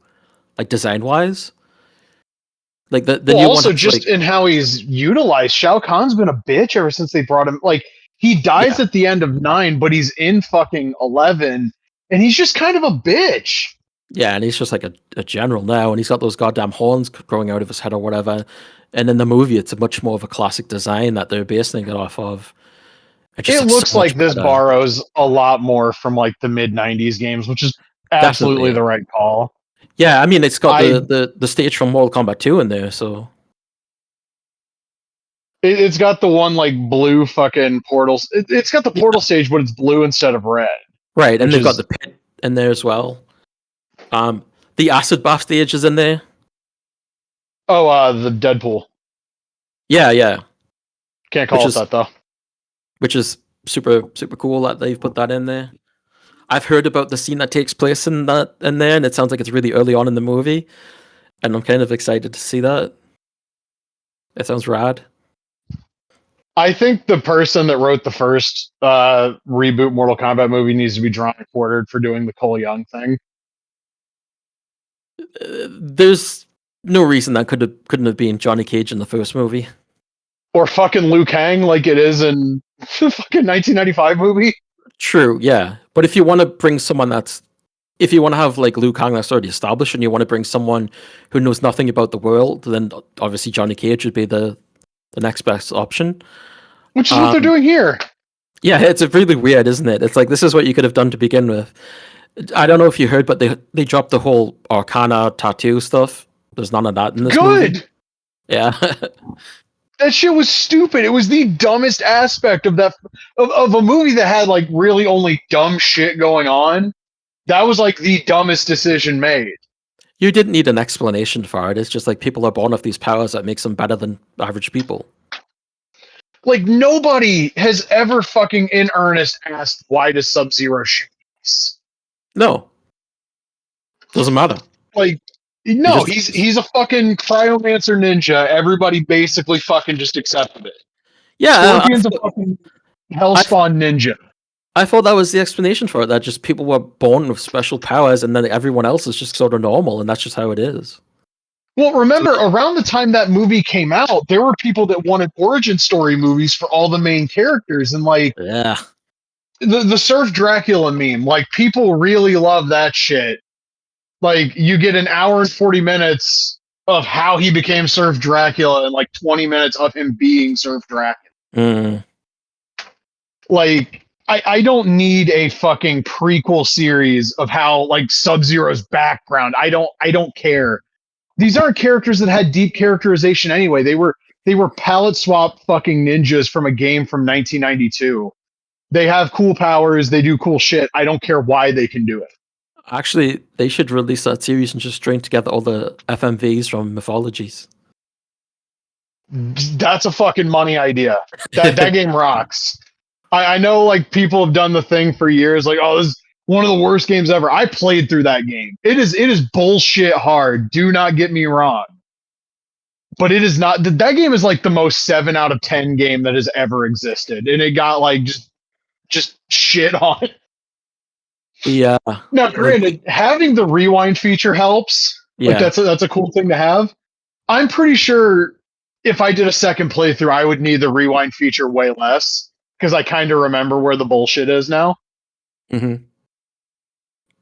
But Well, like, eh, well, like okay. Meg Minotti, who did the Blind Club Giant Bomb videos, he went back and played it and was like one of the top speed runs now. So There's some really cool tech you can learn for that game. Like basically, a lot of the like polygonal bosses, the ones that aren't like the digitized like sprites, they all have like a cheese combo that you do it and they can't fucking do anything about it. Hmm.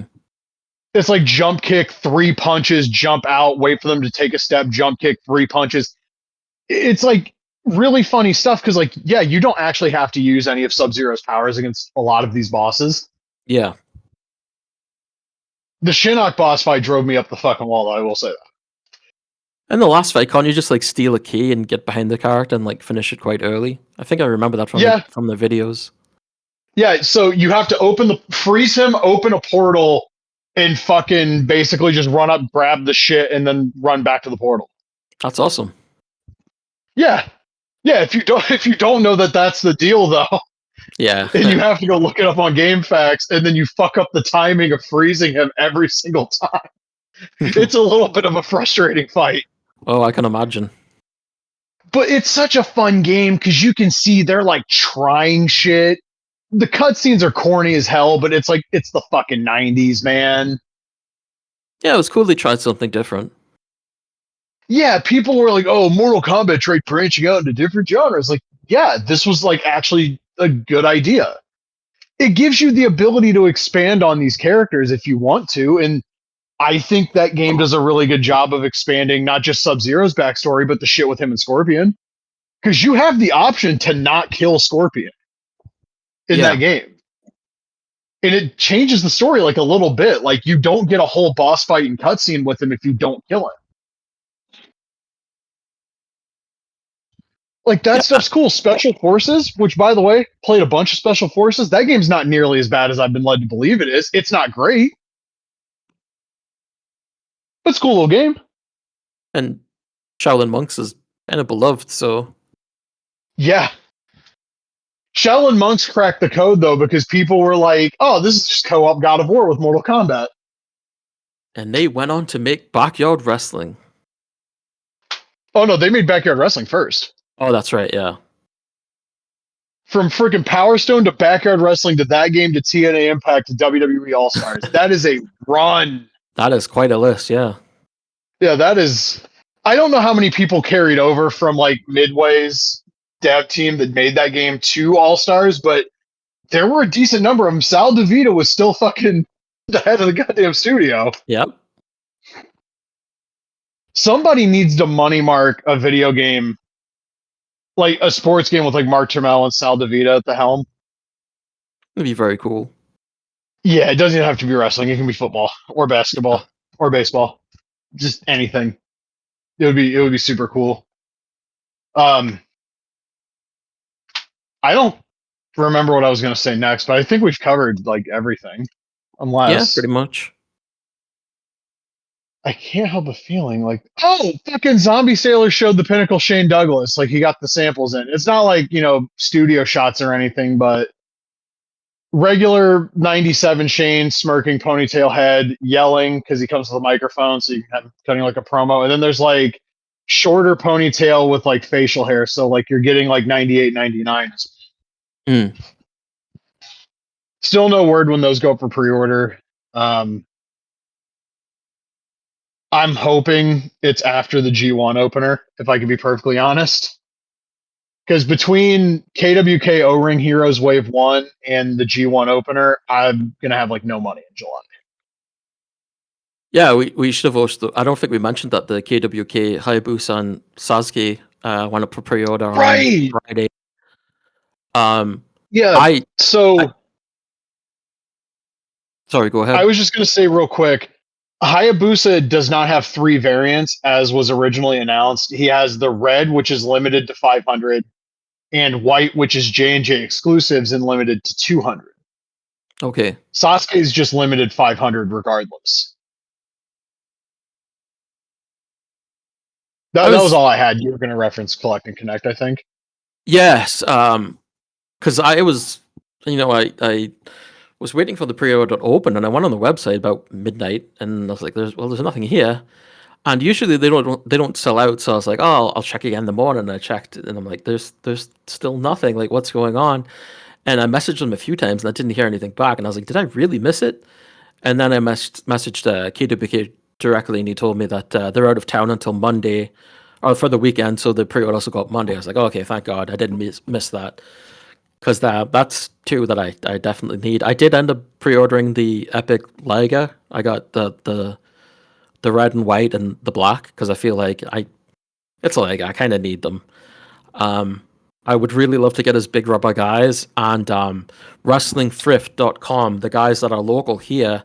Starting Monday, they're taking pre-orders for Big Rubber guys, which is kind of huge because the idea of getting them in my city, like just paying for them, free shipping and picking them up is wild. But they said that they're getting Demolition, Savage, and I think Killer Cross. And I asked about Liga. They said they checked. They didn't see anything about him. Hopefully, it's somebody that they pick up, that they get eventually. Again, free shipping. That would be wonderful. But we'll see. I'm looking at the Liger right now. The pose is weird. I think they should have done like the kind of like grappler pose, like the Kara Pro, like the deluxe one. I might buy that. My thing is I already have the Kara Pro, and I don't know that I like. Part of the motivation to buy Hayabusa was I don't have the Kara Pro or the old FMW figure. I have the white. No, like the it's like gold colored, I think. Yeah. Yeah, I never got like the FMW Hayabusa or like the Kara Pro one, so I was like, oh yeah, and I never got Kara Pro Sasuke either. And I think this one actually looks better than Kara Pro Sasuke. It's weird, like Hayabusa, even without the entrance gear on, I think looks great. I think Sasuke looks better. Yeah. I think there's just like there's such a uniqueness to having these wrestlers in figure forms that I feel like some of them are just like, oh, I need to grab everything I can of this person. Because who would have thought that there would be a Western released figure of Jushin Liger that's also like a retro style? Like I could never imagine that. And the same for Hayabusa in Sasuke. So when these pop up, it's the same with Mota, right? I'm just like, oh, like I'm a huge fan of this person. I need to get everything that I can, and it's the same thing with like Tenryu. It's like who would ever thought that figure would be a thing, you know? Um, so in that is it's sort of hard for me to pass up on them. You know what I mean? Uh, Yeah. so yeah, it's like as soon as I see stuff like that, I'm just like I need that. I'm trying to be more selective about the stuff I buy, I honestly. should be. I definitely should be because I don't necessarily have the space for it or the money. I put all my recent LGN purchases into my storage unit last week or so. Like I don't really have the room, but I'll make the room for like the O-ring KWK stuff because that's like such a weirdly specific dream line for me. Yeah, and they're not going to take up a lot of space anyway. No, and the ring probably won't either. And I'll Yeah, make the room for like Zombie Pinnacle because like I have two of Series One, and they're like the best goddamn wrestling figures I've ever seen. yeah. Mattel stuff, eh, I kind of want to get that cane. Like I said earlier, the Coliseum collection one. I don't know that I actually will until it's in stock. I Um, have I have the one with the cape, but I feel like that's probably good enough for me. I have that one too, and I have it with the corrected head sculpts that don't have like the weird like, oh, we didn't actually paint the entirety of the mask, so there's still red lines through the black scratches. Hmm. But I like the black and red attire. It's what he was wearing when he came back at the end of that like beloved 10-man tag in February 2000. And I Right. Yeah. also that was the Titantron Live cane that I had until I got the newer tank top cane that they did like a year later. So I it's a lot of nostalgia factors kind of Yeah. I gotcha. converging once. But I'm also getting really tired of seeing Kane figures that aren't like an actual earnest attempt at making a good goddamn 2001 Kane. Hmm. Like why is Tank Top Kane a guy that never gets unique tooling? It's not like you're never going to do that version of him again.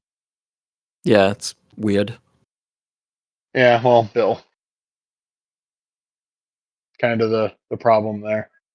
But that'll probably I feel like there's a figure thing we're missing. It's going to drive me nuts. Mm. Was there Try, a We talked you about got, all the Mania like reveals and shit, like the bullshit LJN line with Jelly Roll. I'm kind of mad I didn't yeah. get to pre-order that Rock figure, but I may have a Target, an hour away from me, or less than an hour away from me, by the time that thing comes out. So, I Yeah. actually would buy where they were building it recently. I was like, oh goddamn, look at that. They're not on Amazon. Sorry, Walmart Canada yet, but they've been really good with the LGN, so they shouldn't be too difficult to get. I really want the Rock. That figure looks awesome. The belt looks awesome. I already have LJN, Jake, and Piper, so I don't really feel like I need those so much. I like having them look new in their packaging. I think it's really neat. Yeah, I'm weird about those like LJN reissues. Like if I already have the Yeah, original, yeah, I although gotcha. it would be nice to have one that's probably going to be able to stand long term because my King Kong Bundy doesn't like to Mm. stay standing when I try to put him up. But yeah, oh, I went to the comic shop and I got the compact Dark Knight Returns, Oh, and I got a nice. bunch of other shit too. But that was like the big highlight. Yeah, Frank Miller, the goat. Tom King can go fuck himself. Sit there I on a just panel and like mock how fucking Frank Miller wrote Batman. Eat shit.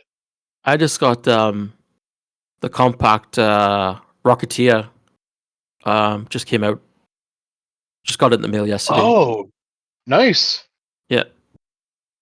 I know that in a couple of weeks, Ed Brubaker Gotham Central Compact is coming out. I'm super excited for Collected that one.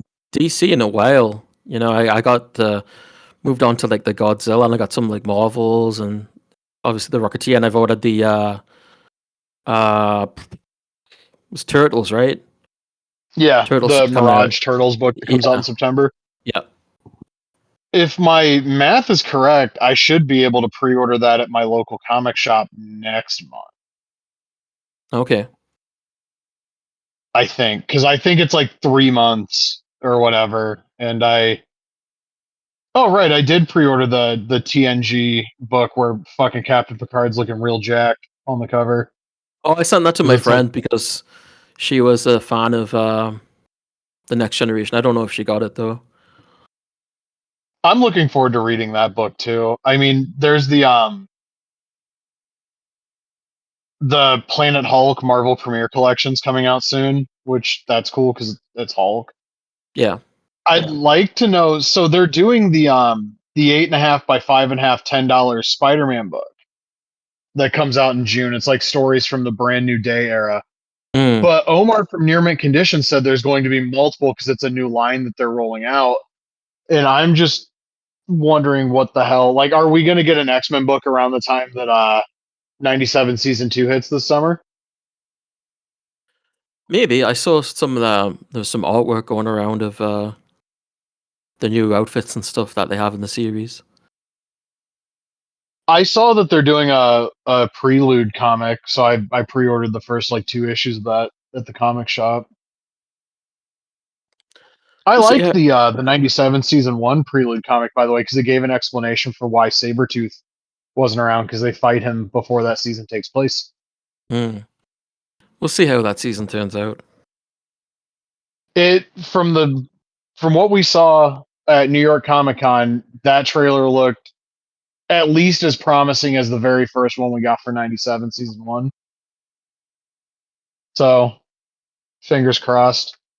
I mean, there were a lot of people, and I was one of them for a little while that was convinced that like Bo DeMaio was the fucking driving force behind that show. We're gonna see. Yep. We're gonna see. It's gonna be cool seeing the Frank Quitely, not Grant Morrison, the Frank Quitely fucking new X-Men costumes on some of those characters, and I'm looking forward to seeing San Diego Comic Con like what Hasbro rolls out for these figures because there's Yeah, got to be like a wave 4, right? I don't think so. I saw Wolverine in a costume I've never seen before because I haven't read any of those comics, and I was like, oh, that's different from season Do you 2. have a Do you have a picture of this? Let's see if I can find it. Do. Let's see. This is the first look at X Factor. That's not the picture that I seen because there's no Wolverine there. Um, yeah, this is the picture that I saw. I'll send it to you. He's got like a full mask on by the looks of it. And yeah.